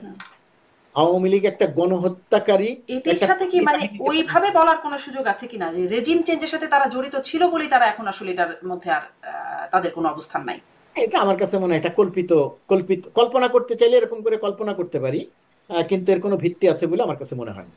আচ্ছা, এটি আপনার কাছে মনে হয় না? আমি আরেকটা শেষের দিকে একটা প্রশ্ন করি। সাংবাদিকতার বিষয়ে প্রথম উপদেষ্টা প্রেস সচিব তিনি বলছেন, বিগত 15 বছরের সাংবাদিকতা নিয়ে জাতিসংঘের অনুসন্ধানে তদন্তের জন্য আমরা চিঠি লিখছি, জাতিসংঘকে আমরা বলেছি আপনারা বাইরের বিশেষজ্ঞ দেন, তারা তদন্ত করলে এখানে কি ধরনের সাংবাদিকতা হয়েছে তদন্ত মানে সেটার কথা তিনি বলছেন যে সেটি করার জন্য তারা চিঠি দিচ্ছেন। তদন্ত এই বিষয়ে আপনার মন্তব্য কি? আসলে এরকম তদন্ত প্রয়োজনীয়তা কতটুকু, করে কি হবে? প্রথমত কথা, এরকম কোনো তদন্ত যদি জাতিসংঘ বা অন্য কাউকে বা কোনো মানবাধিকার সংগঠনকে যদি করতে বলা হয়, এর মধ্যে আমি কোনো অন্যায়, অপরাধ বা ভুল কোনো কিছু দেখি না। তদন্ত করে দেখবেন।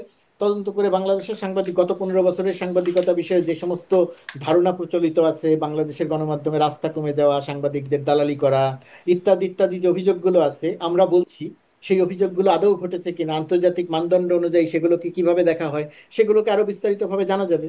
সেক্ষেত্রে এর মধ্যে আমি তো মনে করি যে এটা করলে বাংলাদেশের গণমাধ্যম উপকৃত হবে।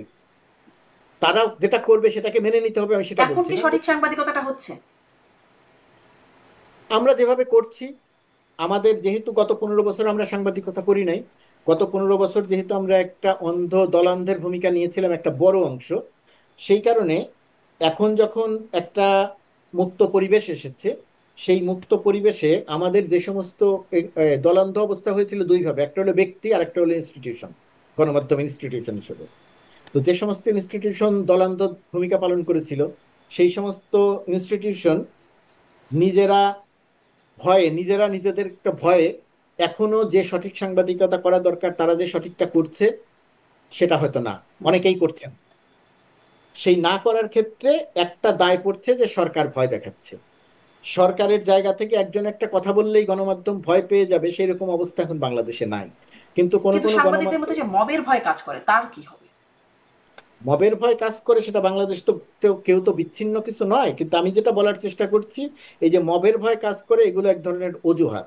আমি যে সাংবাদিকতা করছি না, যদি না করে থাকি, সেটা করছি না আমি বিগত সময়ে যে তোষামোদী করেছিলাম, সেই তোষামোদীর পরিপ্রেক্ষিতে আমার বিরুদ্ধে কোনো ব্যবস্থা নেওয়া হয় কিনা, আমার অপকর্মের বিরুদ্ধে এক ধরনের ভয়, ব্যক্তি এবং ইনস্টিটিউশন সবাই। সরকারের দায়িত্ব হচ্ছে যারা দোষী তাদের বিরুদ্ধে ব্যবস্থা নেয়া, আর যারা দোষী নয় ইনস্টিটিউশনগতভাবে ব্যক্তি পর্যায়ে তাদেরকে উৎসাহিত করা, সঠিক সাংবাদিকতা করা। আর সাংবাদিকদের দায়িত্ব, ইনস্টিটিউশনের দায়িত্ব হচ্ছে সাংবাদিকতাটা করা। যে বিগত 16 বছর যে আমরা সাংবাদিকতাটা করি নাই, এখনো আমরা কোনো না কোনো প্রক্রিয়ায় যেন সেই ধারাতে থেকে না যাই, এবং সেখানে যেন আমরা অজুহাত হিসেবে মবের ভয়, অজুহাত হিসেবে কে কথা বললো তার ভয়, সেইগুলোকে অজুহাত হিসেবে দান না কিন্তু করে। এই আমরা ভয়গুলো এড়াবে কি করে যদি আসলে এরকম বলা হয় সাংবাদিকতা দিই, মানে চাকরি চলে যাবে কারো কথায়, এরকম? সাংবাদিকতা দিয়ে এড়াবে। সাংবাদিকতা দিয়ে এড়াবে।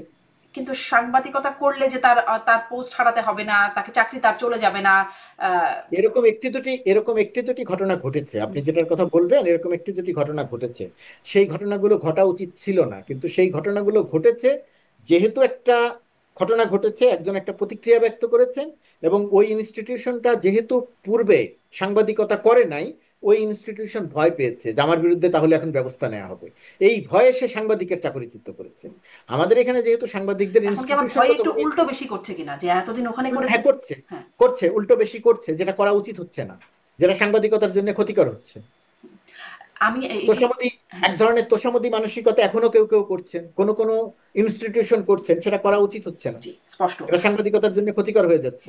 আমরা দেখেছি এই সরকার ক্ষমতায় আসার পর থেকে অনেক দাগী আসামি, সন্ত্রাসী, জঙ্গি নেতাদের জামিন হয়ে গেছে, কিন্তু সাংবাদিক যারা গ্রেপ্তার হয়েছে তাদের জামিন কোনোভাবেই হচ্ছে না। এটাকে আপনি কিভাবে দেখেন? প্রথমত কথা, আমি দাগী আসামির সঙ্গে সাংবাদিকদের এটাকে মিলিয়ে দেখি না। দাগী আসামিরা কোন প্রক্রিয়াতে জামিন পেয়েছে, কোন মামলায় জামিন পেয়েছে, কবে জামিন পেয়েছিল, তারপরে কবে সে মুক্তি হলো, এগুলো নিয়ে গণমাধ্যমের দায়িত্ব পুঙ্খানুপুঙ্খ অনুসন্ধান করে সংবাদ প্রকাশ করে দেশের মানুষকে সঠিক তথ্য জানানো। আর সাংবাদিকদের মধ্যে থেকে যারা আটক অবস্থায় আছেন, এদের প্রায় কেউই 15 বছর সাংবাদিকতা করেননি। এদের সবাই এক ধরনের প্রোপাগান্ডা চালিয়েছেন, ইনস্টিটিউশনকে ব্যবহার করে প্রোপাগান্ডা চালিয়েছেন, মানুষের চরিত্র হনন করেছেন।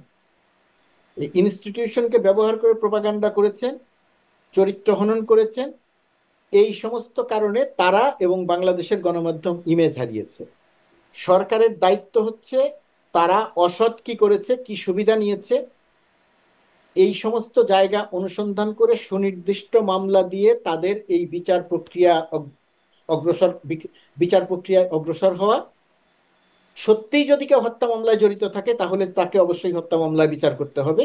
কিন্তু মানুষের ভেতরে যেন এই ধারণাটা তৈরি হয়ে না যায় যে তাকে শুধুমাত্র আটক রাখার জন্য হত্যা মামলায় আটক করা হয়েছে, কিন্তু এই হত্যা মামলাগুলোর আদৌ তার ক্ষেত্রে, অভিযোগের ক্ষেত্রে ভিত্তিটা আছে কিনা।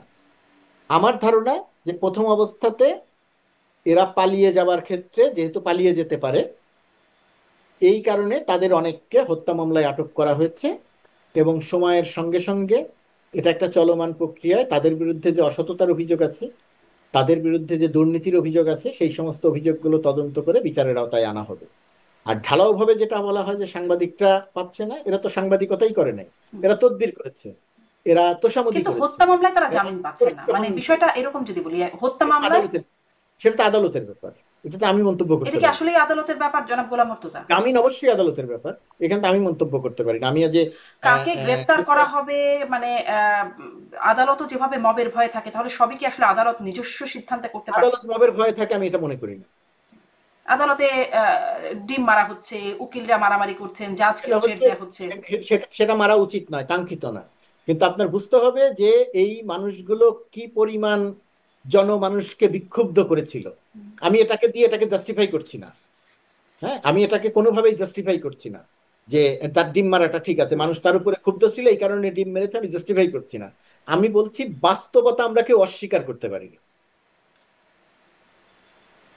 তো সেটা বিবেচনায় রাখতে হবে আমাদের। আদালত মবের ভয়